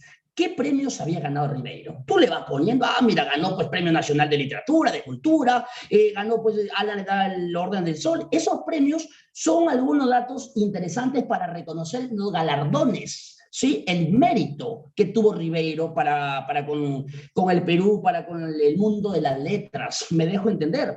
Y pues también vamos a hablar de los temas que él va a tratar. Si tú hablas de Ribeiro, tienes que retratar cuál es su temática. De toditos los cuentos que elaboró Julio Ramón Ribeiro, tú tienes que saber que la mayoría, no todos, era del provinciano maltratado por el limeño clasista, francesado, racista, complejado, por esa Lima clasista que maltrató al provinciano cholo y serrano, ¿sí? A ese provinciano, como lo cataloga. Ese es el dato principal. Y pues tienes un montón de cuentos para que lo simplifiques, ¿no? Por ejemplo, el más clásico, el que los estudiantes desde grados pequeñitos en primaria lo han entendido, Los gallinazos sin plumas. Es un clásico, igual que Paco Yunque, igual que El caballero Carmelo, igual que El torito de la piel brillante de Arguedas. Si tú hablas de los gallinazos sin plumas, tienes que representar algo, los gallinazos sin plumas, algo que no puede volar, niños que no tienen voz o que si tienen voz no tienen derecho a opinar, y empiezas a plasmarlo. Bueno, a manera pues de didáctica dibujabas, yo traté de hacer un niñito pequeño, ahí ves la silueta, y un gallinazo juntos en un basural. ¿Entiendes? ¿Para qué? Para que puedas narrar el cuento y lo puedas interpretar. ¿Sí? ¿Qué tienes? Narración, tienes dibujo. ¿Qué da eso? Equilibrio como consecuencia, como resultado, como repercusión. Una clase bien hecha y tu estudiante lo tiene bien retenido el conocimiento. No aprendió para ese momento, aprendió para la vida. Se acordará del cuento porque lo has marcado. Si lo haces bien, si dominas la clase también, ¿no? O sea, hacer un dibujazo espectacular y que no tengas esa facilidad, esa verborrea, esa locuacidad, que no seas pues un orador, un profesor que maneje temática, que sepa explicar, que tengas intensidad. El dibujo no te va a ayudar, ¿ah? Tienes que ser muy, muy equilibrado en todo. Tienes que saber el tema, saber explicar el tema. ¿Sí? Muy bien, señorita Micaela, me parece que hay una pregunta. No sé. Sí. Gilberto Maita, un espectador ha levantado la mano. Quisiera comentar alguna de sus dudas para que el docente pueda contestarla. Lo escuchamos.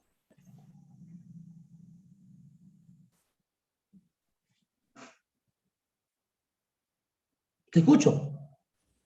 Sí, justamente estoy esperando que conecte su audio. Allá.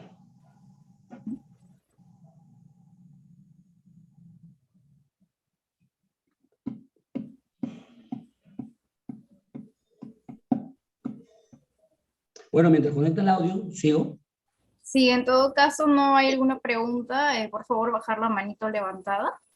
Sí, profesor, yo tenía una consulta con respecto a los colores que nosotros podemos utilizar. ¿Hay alguna estrategia con los colores que llamen más la atención o necesariamente el título siempre tiene que estar de color negro?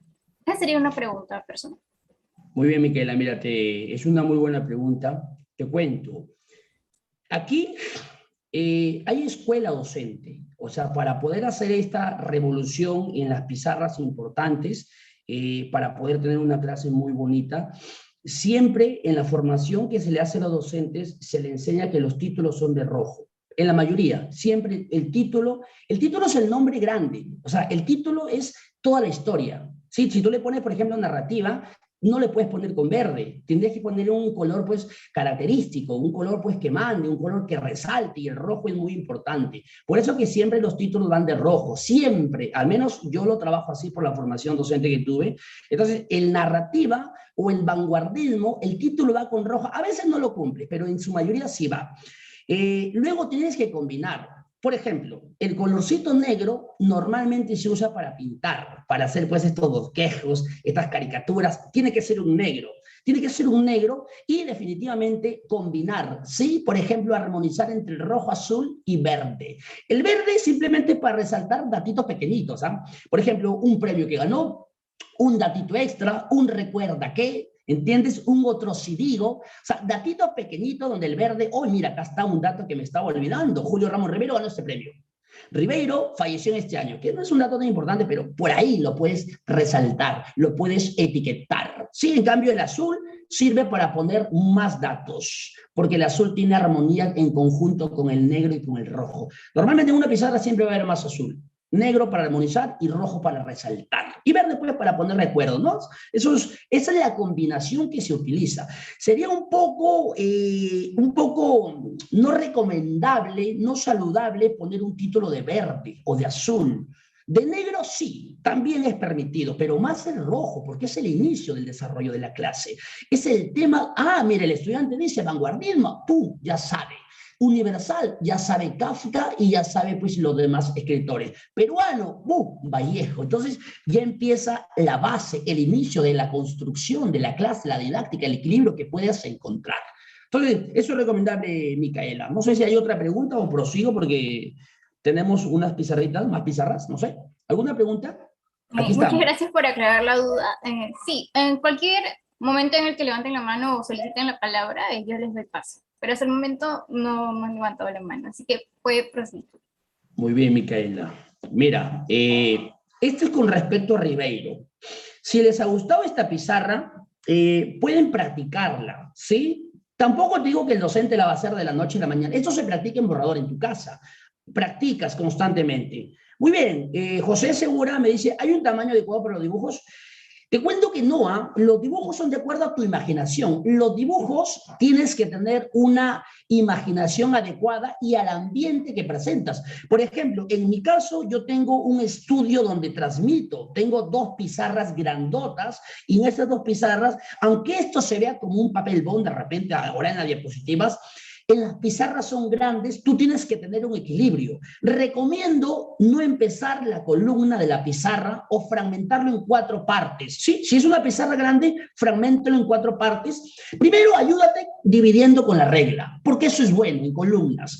Pero cuando ya agarras experiencia, cuando te vuelves un ducho, perito, baqueteado, experimentado, cuando te vuelves una persona que ya eres un versado, entonces, simple y llanamente, ¿qué es lo que tienes que hacer? Ya no trazas en líneas y en la primera columna, ¿qué vas a hacer? ¿Qué vas a hacer en la primera columna? Vas a poner el contexto, las características, ¿sí? Las letras para que sirvan como guía y luego viene el dibujo. ¿Sí? Señorita Micaela, me parece que hay varios comentarios, no sé, de repente, guíame. Sí, profesor. Hay una pregunta con respecto al tiempo o pausas que se le debe dedicar al diseño, a la explicación de las asignaturas, ¿no? De los temas a tratar. Y también están preguntando si se puede hacer una pizarra digital o simplemente solamente la acrílica. Y hay otros espectadores que dicen de que las preguntas las formulen después para que usted pueda proseguir con la exposición, que está muy interesante. Estaríamos contestando estas 2, 3 preguntas y luego continuaríamos con la exposición para que usted pueda expresarse adecuadamente, sin interferencias. Y al final ya una ronda de preguntas para que todos puedan tener una respuesta. Bien, mira. La explicación de un tema de literatura, ¿sí? Te cuento, la explicación de un tema de literatura es lo más importante. Lo he dicho al inicio, las pizarras no son lo más importante. Sí, lo más importante es poder explicar, que tú conozcas. Cuando tú conoces el tema, tú tienes la facilidad para poder desarrollarlo de manera sistemática y tú puedes explicar y dibujar. Sí, a ver, apágame el audio, por favor. De repente se escucha que hay un sonidito. Prosigo. Cuando tú haces estas pizarras, tienes que hacerlas en vivo, ¿sí? Porque esta pizarra, si tú te vas a poner a hacerla, a dibujar todo eso, te va a llevar por lo menos 30, 40, 50 minutos. No, no, no. Tú tienes que practicarlo. Sí se puede, la experiencia lo dice. Tú estás hablando, estás contando el contexto y mientras cuentas lo miras al estudiante y vas dibujando. El estudiante va prestándote atención y tú dibujas este bosquejo y tú lo haces a Ribeiro. Cuando ya lo plasmas, empiezas a hacer. No es complicadísimo. Si tú te das cuenta, son cuadritos, líneas, datitos pequeños. Detrás de cada dato hay una explicación enorme. Por ejemplo, ¿de qué habla el análisis psicológico? Solamente he puesto un punto, pero tiene bastante el análisis psicológico. La discriminación de Lima, de los limeños con el provinciano. Esa Lima, ¿por qué Lima francesado? ¿Por qué era clasista? ¿Por qué lo discriminaron? ¿Por qué le pusieron provinciano? Y le empiezas a construir, ¿me entiendes? Mientras le cuentas la historia, llama la atención, lo concentras, tú vas terminando de hacer el dibujo. Repito, tienes que practicarlo en tu casa. Si tú quieres dar el saltito a hacer estas pizarras, tienes que de verdad practicarlo. La pizarra digital puede tener todo lo que tú mencionas, pero te voy a ser bien sincero. Al estudiante, las diapositivas, las pizarras digitales no le llaman la atención. Yo trabajo con diapositivas y le pones 1000 imágenes y tus diapositivas pueden ser preciosas, pero al estudiante siempre le gusta, en su mayoría de casos, ver al profesor ahí. Ahí está el profesor paradito, en la camarita enfocando la pizarra, en el virtual. Y ahí está el profesor explicando con la regla, dibujando, ¿me entiendes? Esta es la clásica escuela. Hay pizarras digitales, usamos diapositivas, es verdad, para clases, sobre todo para capacitar a algunos docentes, clases universitarias, pero en el grado, en el escolar, sí, incluso hasta en el preuniversitario, el alumno siempre, y lo digo por experiencia, siempre va a ser más preferidas las pizarras, la clásica, la vieja escuela, donde el docente está frente, se mueve, conversa, sobre todo si tienes dones, si tienes pues una facilidad de expresarte, si tienes lenguaje corporal, si tienes voz fuerte, si tienes equilibrio, si conoces del tema, el alumno va a estar enamorado de la clase, lo vas a hipnotizar, lo vas a tener ahí escuchando la hora, hora y media o 2 horas que dura una clase. Imagínate una clase de 2 horas, hora de 60 minutos. ¿Cómo puedes tú dividir 2 horas en explicar un tema en una sola pizarra? ¿Me dejo entender? ¿Cómo puedes hacer eso? Facilísimo. Simplemente ahí en esas 2 horas vas dividiendo. ¿Me dejo entender? Mientras vas hablando del contexto, que es la historia de cómo empieza esta corriente, vas llamando la atención. Le vas contando la vida del autor, los pormenores del autor, por qué escribió esta obra, le entras a la obra literaria, cuentas las historias, interpretas y luego haces que el alumno participe. ¿Me dejo entender? ¿Sí? Oye, y si no, pasemos... Con respecto al tiempo que le podemos dedicar, por ejemplo, a las caricaturas o los dibujos que están en la pizarra, me están consultando como cuánto tiempo aproximadamente pueden tomar debido a la clase que tiene sus horas pedagógicas. Y también tenemos una pregunta de Facebook, que es si la información principal va al centro, izquierda, derecha. Eso es lo que están consultando por ahora. Bien, repito, ya lo estoy mencionando, pero no están concentrados. Esto se explica en el momento. La mejor manera de desarrollar estos dibujos es hacerlo en vivo y al momento. Mira, cuando tú estás dibujándolo ya a Ribeiro, tienes que contar su vida. No puedes darle la espalda y dibujar o contar su vida y mientras copian dibujan. No se hace eso. Tú lo dibujas. Estoy dibujando el ojito de Ribeiro, estás dibujando la figura de Ribeiro y estás contándole. Mira, Ribeiro fue un limeño acomodado que desde los 14, 15 años empezó el vicio del cigarro, cuando empezó a robarle el cigarro al tío, luego va pasando, se estudia en San Marcos, luego va a la Católica, se gana una beca en Francia. O sea, mientras tú le construyes la historia y el alumno está escuchando, tú lo vas dibujando. ¿Me dejo entender? ¿Sí? Lo miras al estudiante y dibujas, le cuentas, y así es como se trabaja. Luego que terminas de hacerlo, repito, no es complicado, no es complicado. De repente tú dices, pero qué complicado es esto, es sencillísimo, son dibujos simples. No es una cara real de Ribeiro, es una caricatura muy simple. Tienes que practicarlo en tu casa. Dibujar en pizarra te hace distinguirte. Dibujar en pizarra te hace que el alumno tenga un poquito más de interés en tu clase. Pero esto no es complicado. Practícalo, domínalo. Cuando lo domines, se hacen en vivo. Hay dibujos que no se hacen en vivo, de verdad. Pero estos son pequeñitos. Esto sí se hace en vivo. La Divina Comedia, esto también se hace en vivo. Es un cuadro. ¿sí? Usas tu regla de madera, vas explicando y vas dibujando los círculos. No es complicado. Esto se desarrolla así, en el mismo momento que estás explicando. Por eso es importante que tú sepas dominar tu tema. ¿Me dejo entender? Es importante que tú conozcas tu tema. Si tú conoces a media el tema, no va a ser una buena clase. Así yo te dé la pizarra hecha, no la vas a hacer. Porque no solamente es tener pizarra, es tener facilidad de palabras, es dominar el tema, es expresarte. Todo tiene que ser un equilibrio. El docente ya tiene que tener otras capacidades más que solamente ser docente, pues tienes que tener facilidad en todo, prepararte en todo. Pues ser un dios o una bestia, pero dominando este tema. ¿Sí? Mira, te voy a presentar otras pizarritas más complicadas. Por ejemplo, mira esta. Del mismo tema, de Ribeiro, yo te planteo otro tema, otro dibujo de Ribeiro. Mira, por ejemplo, ¿qué pasaría si tú no quieres hacer esta clase? O si ya la hiciste en un aula en quinto A y en quinto B vas a hacer la misma clase. Hacer el mismo dibujito sería pues repetir clase. Nunca repitas clase, siempre da algo nuevo. Haz otro dibujito. Mira, los mismos datos de manera distinta, ordenada. Título rojo, otros dibujitos. Dime tú, colega, dime tú, estudiante que ya estás pues por acabar tu bonita carrera. ¿Lo ves complicado hacer estas caricaturas? Estas caricaturas que con el plumón en tu mente ya los tienes así rapidito. No es complicado, no es complicado. Es practicar, es que te acostumbres. Mira cómo he hecho la misma clase de Ribeiro, pero distinta, ¿sí? Mira cómo lo hemos avanzado, ¿viste? A ver, dice, los docentes que tienen 45 minutos en la clase, no te va a alcanzar, pues, no te va a alcanzar. Estos dibujos definitivamente se tienen que hacer por lo menos con 2 horitas, con 1 hora y media, ¿no? Porque se hacen en vivo y tienes que practicarlo. Pero con los 45 minutos te alcanza esta clase. ¿Por qué? ¿Por qué te alcanza esta clase? Porque esta clase sí no hay mucho dibujo, es una estructura. ¿Me dejo entender? ¿Sí? Entonces, esto en 30 minutos te alcanza. Bien explicado. Yo cuando me refiero a esto, este trabajo se hace con colegios, ¿sí? Con los colegios se trabaja de esta manera. Con las academias preuniversitarias no funciona mucho. ¿Por qué? Porque las academias más son datos para que ingresen. Por eso es que te presenté esta pizarra al inicio, mira. Esta pizarra es de academia.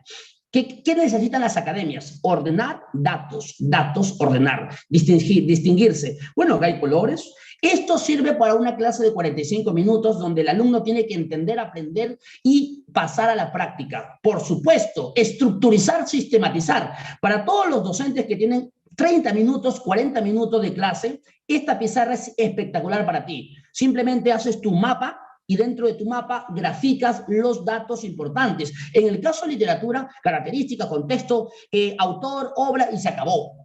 Y se acabó. Y tú pones los datos rapiditos. Para la gente que va a hacer clase de 1 hora o de 45 minutos, esta es la pizarra para ti. No hay ningún pretexto. Pero si tú trabajas en un colegio y hay que sincerarnos, hay que ser francos, en los colegios te dan 2 horas. En los colegios no hay apuro, tienes que trabajar durante todo el año. El alumno, ahí puedes hacer estos dibujitos. Ahí hazlo que el alumno sea partícipe. En el colegio no hay apuro, pues la academia sí, son ciclos cortos y tú tienes que avanzar. Pero esto es para colegio, si es que algunos son formadores. Si eres de academia ya te presenta la otra pizarra. Mira, por ejemplo, este dibujo sí demora un poquito más. Estos dibujitos que tú estás viendo, cuando le presentas al estudiante, de verdad que le va a llamar la atención. Ni bien ve el dibujo, va a poder prestarte atención. Y tú le empiezas a construir la historia de este joven. Este es el romanticismo, un tema que a los jóvenes los sensibiliza, los individualiza, los va a hacer sentir pues participantes o partícipe, porque es un tema pues de la juventud. Este joven romántico Werther, un señor dibujo, ¿eh? Y mira cómo se ha estructurizado todos los datos. Le ponen el héroe, le ponen las obras, el autor que está a un costadito pequeño, ¿sí? Los calificativos, los personajes señalando con la regla, y ahí pues está el principal, que es este dibujazo llamado Werther, ¿verdad? Esto lo puedes hacer en colegio. Para colegio lo haces y tu estudiante las 2 horas la vas a desarrollar de manera tranquilo. Incluso vas a poder dejarle tarea, que analice qué siente el poeta, qué siente el autor, qué siente el personaje. Sí, eso te sirve para que puedas dejar una tarea, un análisis sobre todo de lo que tú has hecho en la clase, que es contar la obra, que es ayudarle, guiarle, motivarlo. Entonces, este dibujo es importantísimo, pero te repito, para una clase de 45 minutos no se va a poder, pues, para 45 minutos es muy complicadísimo, a menos pues que hagas solamente un bosquejo, ¿no? Pero lo importante más que todo es la explicación. Recuerda que las pizarritas son herramientas que van a ayudar al docente y que van a motivar al estudiante. Esto es motivación para el estudiante, guía para el docente, pero no es lo más importante, aunque duele decirlo, las pizarras no son lo más importante, pero te ayudan. Es un instrumento, es tu presencia. Como es tu pizarra, así eres tú. Sí, esto es la representación del docente. Un docente que es ordenado tiene una pizarra ordenada. Y para tener una pizarra ordenada se tiene que trabajar constantemente, disciplina. Tú no puedes hacer algo de la noche a la mañana. Tienes que trabajar, tienes que practicar, ¿no? Y pues mira, te cambio de tema. Esta pizarra no es de geografía, de repente dirán de geografía. No, no es geografía. Esto es neoindigenismo, ¿sí? Ah, dicen pegándolos a la pared de la explicación. Yasmín, buenísima idea, Yasmín.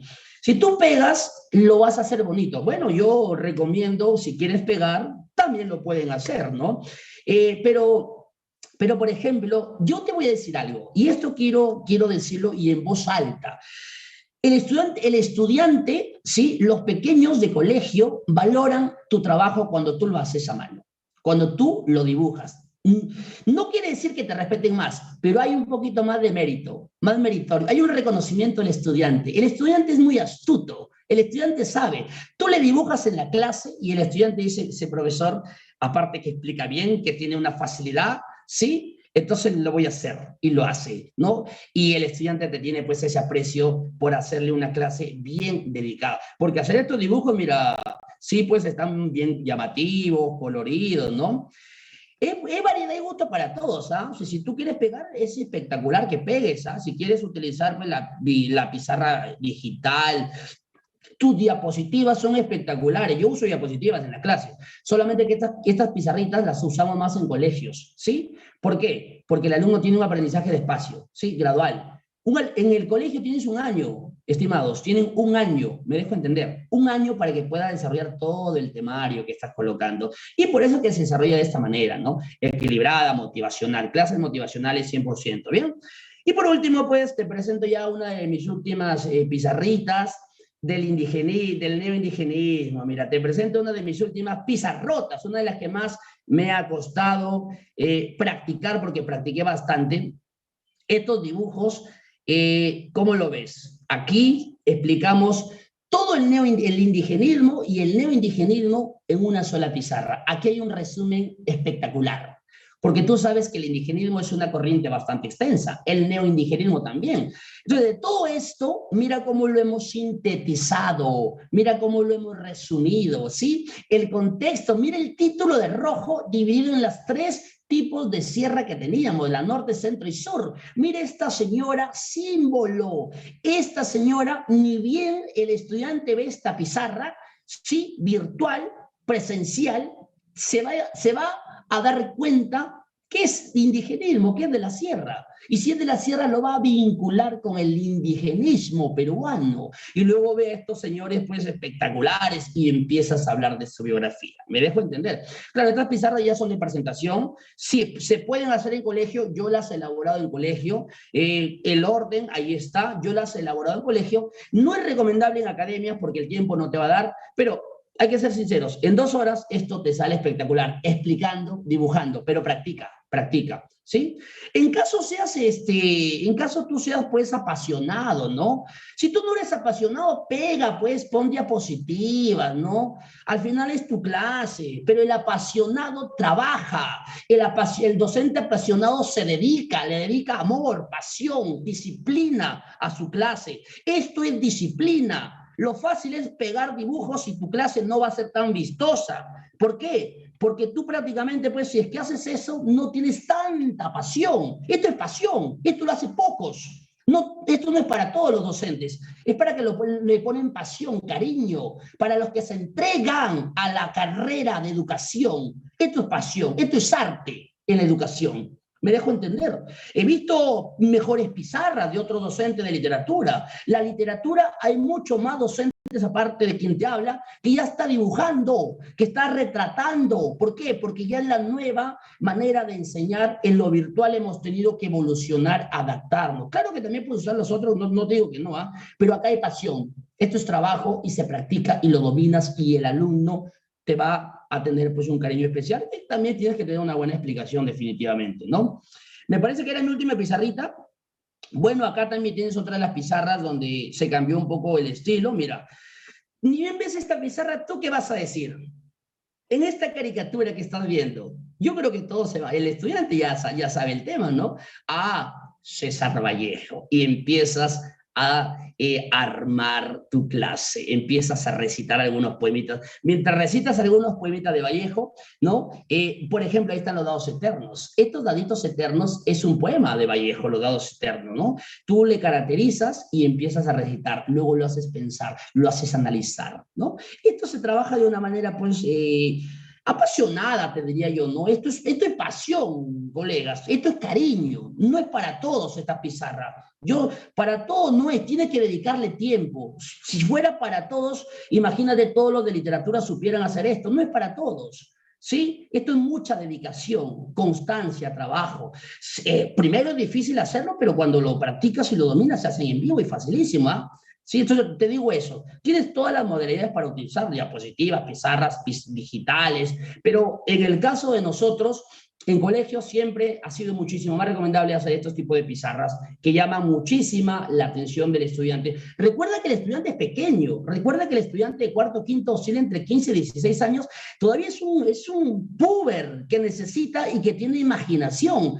Haz que utilice su imaginación en lo académico. Dale esto para que el estudiante pueda tener un reforzamiento académico, cultural y artístico, aquí, con estos dibujos, ¿no? Y lo hizo Eguren, poeta y pintor, imagínate. Lo hizo Becker, poeta y pintor. Entonces, traer el arte a las clases de literatura es muy meritorio, te distinguen, te individualizan, te diferencian de otros docentes del montón pues, que hacen clases secas, ¿no? Esto es algo de ayuda. Muy bien, Micaela, me parece que acabé o hay preguntas, no sé, faltan casi 10 minutos para las 7.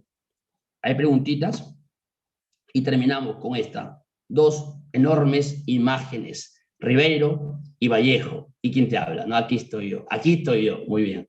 Micaela, ¿estás conectada? Si hay alguna pregunta que puedo... Estoy conectada. ¿Hay preguntitas? Cuéntame. A ver, estoy viendo las preguntas de Micaela, Facebook. ¿puedes hablar fuerte? Que yo soy un poquito sordo. Sí, un momentito. ¿Ahora sí me escucha normal? Sí te escucho. Sí, bien. Estoy viendo justamente las preguntas de Facebook y me están preguntando acerca de cómo usted ha tenido estrategia para mejorar con el dibujo, porque hay algunas personas que se les dificulta al dibujar. A veces se demora mucho tiempo. Bien, nos han dado la propuesta de traer los dibujos, o sea, los dibujos, llevarlos al aula o al lugar donde se van a utilizar y pegarlos, ¿no? Que es una estrategia muy buena. Pero están preguntando también cómo nosotros podemos, como el curso de literatura se vincula al lenguaje, cómo nosotros podemos utilizar también esta estrategia o este método tan práctico también con esa asignatura, ¿no? Otra pregunta, a ver, ¿qué estamos viendo? Le están felicitando bastante, sobre todo por enfatizar bastante el tema del equilibrio, lo cual es muy bueno. Un tema que nosotros no habíamos abordado mucho, en donde la didáctica también juega un rol importante. A ver, ¿qué otras preguntas hay por aquí? A ver, vamos a ver. También están consultando cómo nosotros podemos utilizar algunos, por decirlo así, esquemas o mapas mentales. Si es que necesariamente cuando se utilizan los esquemas o los mapas mentales vamos a tener que utilizar también las imágenes, o cómo podríamos hacerlo brevemente, ¿no? Porque hay algunas obras, como usted mencionó, que también tienen bastante texto, bastantes temas o abordados o apartados, ¿no? Entonces como que están consultando cómo ellos podrían organizarlo en un esquema, en un mapa mental, para que no se le dificulte, ¿no?, al estudiante. A ver, ¿qué otra pregunta más por aquí?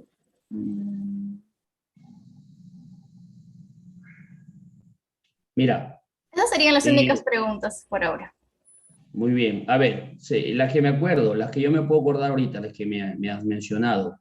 Eh, para que tú puedas hacer estos dibujos, porque la primera que te entendí fue por qué yo hago dibujos en literatura, ¿no? Sabiendo que los dibujantes eran los profesores de historia y lo de geografía, ¿no? Lo de historia, lo de geografía, pues que prácticamente siempre han dibujado. Lo que pasa es que la literatura es arte y nosotros, los docentes, nos habíamos olvidado ese punto, ¿no? La literatura no es ciencia, tiene ciencia literaria, sí, pero es arte. El arte, pues, es subjetivo, no es pasión, es mero. Entonces, ya era hora, pues, de devolverle a la literatura el lugar que se merece. Los docentes de literatura tenemos que saber que la literatura es belleza, que la literatura es cariño, es pasión, es dedicación, y los dibujos es como hacerle un homenaje a los escritores y a la vez es darle ese lado artístico a esta literatura. Y pues como consecuencia el alumno te va a entender, porque hay que ser sincero, un alumno con una pizarra llena de datos no va a tener un equilibrio, me dejo entender. En cambio, si tú te das cuenta, los dibujos le llaman la atención. Recuerda que el alumno no es un alumno universitario, es un alumno de colegio, me dejo entender. Es un alumno de colegio, son criaturas todavía que son, pues, que tienen mucha imaginación. A las criaturas, al alumno de colegio, no le amontones con datos. No es muy bueno llenarle datos. Dale lo que siempre digo, mi palabra que me encanta, la armonía. Datos, dibujitos, lo emocionas, ¿sí? Porque lo estimulas al arte. Eres su profesor de literatura, pero lo estimulas al arte, que es lo principal. Márcalo de por vida, que te recuerde tu clase interesante, motivacional, didáctica. Eso es por lo que yo hago dibujos y he visto más docentes que ya empezaron a dibujar, están practicando muchísimo y yo felicito y saludo a todos los docentes. De repente a los docentes que quieren empezar a dibujar, saludo también esa acción. A los que no, también, porque me han puesto pretexto de profesor, pizarra digital. Bueno, pueden tomar la decisión, pero esto es arte. El arte es parte de la literatura. Con respecto al lenguaje, me parece que hay dibujos importantes. El lenguaje es ciencia más que todo, no está pues tan ligado a la literatura en el aspecto del arte. El lenguaje cambia también, de vez en cuando la RAE SAE modifica pues algunas reglas, pero en el lenguaje, por lo menos en fonología pueden dibujar, ¿eh? En fonología tú puedes pues, dibujar a un hombre con los sentidos y empiezas a subrayar. Puede ser. No lo veo un curso que se preste para hacer tantos dibujos, no lo veo tanto, a menos que uses tu imaginación, bueno, ahí podría felicitarte, pero literatura sí es un curso que se presta, como historia y como geografía. Nosotros lo hemos convertido, me dejo entender, nosotros lo hemos convertido a arte. No te olvides, si eres maestro de literatura, esto es arte, y tú tienes que ser el artista, y tus alumnos, tu público, para que te escuchen, para que te entiendan, para que te disfruten, y pues sobre todo ama tu pasión, tu carrera. Esto es lo que eres tú. Tú has escogido ser docente. Entonces ama tu carrera. No seas flojo, ocioso de poner solamente diapositivas, porque eso no es arte, eso lo hace todo el mundo. Distínguete, por favor. Bueno, disculpa por alzar la voz, ¿no? Me emociono, me No, no hay emocioné. problema, profesor. Están consultando también en dónde aprendió a manejar también su lenguaje corporal o imponer su voz, porque eso como que también capta la atención de los estudiantes. Como usted mencionó, no solamente únicamente se basa en la pizarra, o sea, bien la pizarra llama la atención, pero también la voz, la oratoria, bueno, los sentidos, ¿no? Cómo usted gesticula algunas partes de su cuerpo, ya sea en las manos, o cómo y apasiona, ¿no? Muestra su pasión por el curso, ¿no? Entonces me están como, consultando ello.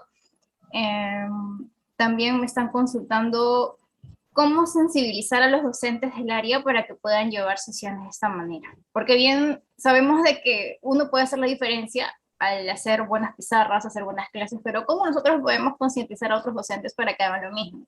Como podemos observar, hay muchos problemas vinculados a la educación, por lo cual los chicos no aprenden, ¿no?, de una manera óptima. Entonces, nosotros, ¿qué podemos hacer como docentes como para proporcionar conocimientos o para sensibilizar, ¿no?, a los docentes de esta área? Esa pregunta es de nuestra compañera Karen. Y otra compañera está mencionando, si en el caso de los estudiantes de primaria, grados menores, podrían tener la misma estructura de la pizarra en una ficha para que la puedan ir completando junto al maestro que la lleva, para poder motivarlos, ¿no?, para que empiecen a dibujar también. Eso es lo que me están consultando. O sea, si Sí. los dibujos de la pizarra pueden ir en una ficha, y sobre cómo sensibilizar a los docentes. Esas serían las preguntas que tengo hasta ahorita. Sí, te cuento, Micaela. El lenguaje, repito, ¿ok? Lo que pasa es que en esta época tan competitiva, un docente no solamente tiene que tener, pues, la carrera de docencia, ¿no? Tiene que ser psicólogo, artista, pintor. El lenguaje y la facilidad de hablar, tú tienes que ser una especie, pues, tienes que tener verborrea, facundia, locuacidad, facilidad de hablar. Tu lenguaje corporal tiene que ir de la mano con lo que tú hablas. Tu facilidad de explicar. Esa facilidad de explicar, esa entonación, esa alzada de voz, y también bajarle la voz como para que poder matizar. Despiértalo, despierta el alumno. El alumno está ahí escuchando, ve tu pizarrota y tú empiezas a alzarle la voz, explicas, baja. Eso se practica. Otra vez lo digo, equilibrio, equilibrio. El docente de ahora ya no tiene que ser como el de antes, es mucho más competitivo. Tenemos más herramientas, tenemos muchas herramientas para que tú dibujes, para que practiques, pero sobre todo, el docente tiene que ponerse a hacer y tiene que ser disciplinado. Esto no se hace hoy, mañana. Esto se tiene un trabajo constante. Tienes que dedicarle tiempo. Si tú dibujas, vas a poder perfeccionar esto en tus clases. Cuando venga la presencialidad, que estamos ya, supongo, de repente empezamos esto o el otro año, seguridad, los docentes de primaria que me están preguntando, imagínate una criatura de 6 a 10 años, a 11 años, cuando su docente frente a ellos, con el plumón o con la tiza, o yo creo que es plumón, le empiece pues a dibujar ríos, le empieza a explicar pues la geografía del Perú con ríos, con dibujos, le empieza a hacer el dibujo de repente en comunicación. Imagínate pues que le cuente un cuento de Valdelomar, que dibuje a Valdelomar o al Gallito Carmelo. ¿No crees que el alumno pequeño se va a motivar? ¿No crees que le va a gustar ver un gallo de Valdelomar, una clase bien estructurada? Los dibujos son parte del equilibrio. ¿Por qué crees que los profesores de historia dibujan? No es porque ellos solamente tuvieron la idea, es porque se representa un guaco retrato, las chulpas, sí, las chulpas tiahuanaco, la cultura chavín. ¿Por qué? Porque representas, porque aprende el mejor, ya está demostrado, con un buen dibujo, con una facilidad de explicar en una clase, con una buena explicación, con un equilibrio total, armónico, el estudiante conoce, aprende, y eso es la diferencia de tener un buen docente participativo en todos los puntos que te hablo, y tener pues estudiantes definitivamente saludables académicamente, emocionalmente, ¿no? Los dibujos te dan sensibilidad. Los profesores de primaria, si los maestros de primaria empiezan a hacer estos dibujos, os aseguro que van a tener un mejor rendimiento en sus pequeñitos, en sus ratones. Y los de secundaria, anímense ya a empezar a hacer dibujos. Son colegio. El colegio te dan 2 horas, te dan tiempo durante todo el año para que desarrolles. No es academia, esto para academia no es. No es una academia que te dan pues 1 hora y tú tienes que volar con práctica. Despacio, gradual. Me dejo entender. Ahora, repito, la pizarra no es lo más importante. ¿Qué es lo más importante? Tu facilidad, tu explicación. Imagínate que tú conozcas todo el tema y empiezas a dibujar y cuentas. El alumno lo vas a transportar, lo vas a hacer que tenga imaginación Magín, y eso lo va a ayudar para que tenga un mejor complemento académico, ¿no? Muy bien. Acabo de leer una pregunta interesante, ¿no? ¿Cuál es la diferencia de dibujar con plumones y tiza? Mira, todo depende del maestro que lo domine. Si tú te sientes cómodo con tiza, te salen unas pizarras hermosísimas. Saludo eso. En mi caso, la formación mía ha sido con pizarra por el hecho de que, a mi parecer, lo veo un poquito más cómodo para mí. Me dejo entender. Yo lo veo pues más cómodo, ¿sí? Lo veo más factible con plumones, son más rápidos, ¿no? Entonces, pero con tiza, el que se acostumbra lo puede hacer también, ¿no? Hay una pregunta interesantísima, me gustaría leerla. Rocío Mendoza me pregunta, ¿cómo influyen los dibujos o pizarra para que los estudiantes tomen un rol activo en el desarrollo de sus competencias? Lo que pasa es que los dibujos te hacen transportar a tu imaginación y luego tú puedes analizar. Imagínate un profesor de secundaria que haya contado, por ejemplo, El campeón de la muerte, un cuento indigenista de López Alújar, y tú lo dibujas a López Alújar y dibujas pues un cerro y un asesino disparando. Después que el alumno ve eso y tú le has explicado, eso va simple y llanamente a motivar a que el estudiante luego haga una crítica al cuento o haga un análisis al cuento. ¿Por qué? Porque ya lo entendió, ya lo percibió, ya va a hacer qué cosa, una inferencia. Tiene eso aquí, la historia se le ha pegado, porque es más fácil recordar esta técnica del dibujo para que el estudiante pueda tener un complemento. Muy bien, Micaela, finalizó la ronda de preguntas. Muy bien, Micaela. Gracias. Muchas gracias, profesor, por su participación el día de hoy. Quisiera que nos dé unas palabras finales para ir cerrando este taller. Y bueno, eso sería todo, ¿no? Muchas gracias de parte de la organización EduCere y de parte del público espectador que está fascinado con lo que usted nos ha enseñado el día de hoy, ¿no? Sobre todo los tips, que son muy importantes. Sí, gracias Micaela, gracias a EduCere por la invitación a la Facultad de Educación de la San Marcos. Sí, gracias a todos los participantes por las preguntas. No, gracias de verdad. Solamente quiero despedirme con unas palabritas cortas. A los maestros que me han escuchado, saludarlos por estar aquí en esta reunión. Dale todo. Tú has escogido ser maestro, tú has escogido ser un educador, pasión, ser artista, tus estudiantes son como tus hijos, así que a darle todo. Gracias, Micaela, cuídense y que tengan muy buenas noches. Saludos para todos, nos vemos. Muchas gracias, cuídense. El día de hoy contamos con la rectora Jerry Ramón, y es muy importante su presencia y nos halaga mucho, ya que está siendo partícipe de nuestro taller, que es sobre elaboración de pizarras, de parte de la organización, de parte de todo el público, ya sea de jóvenes universitarios, ya sea de institutos, o ya sea a nivel nacional. Les damos la bienvenida y esperamos que le haya gustado este taller y le invitamos a que dé las palabras finales. Bueno, buenas noches, Micaela. En primer lugar, agradecer al grupo estudiantil de EduCere por invitarme a clausurar este evento de vital importancia. Como ya lo han dicho, ¿no? Pizarra, lo que el tema nos convoca a nosotros, pizarras docentes, ¿no?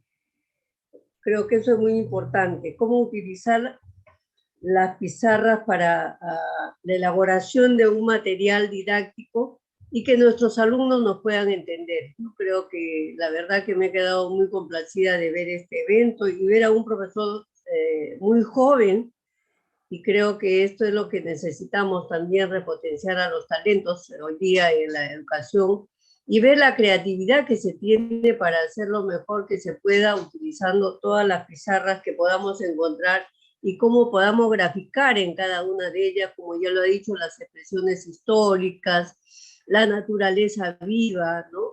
Incluso los rostros de nuestros seres queridos o de nuestra querida alma mater también. Yo me siento muy contenta de estar compartiendo con ustedes, jóvenes entusiastas, que como yo les digo siempre, ustedes son el hoy y el mañana. Y ustedes son la esperanza del país también.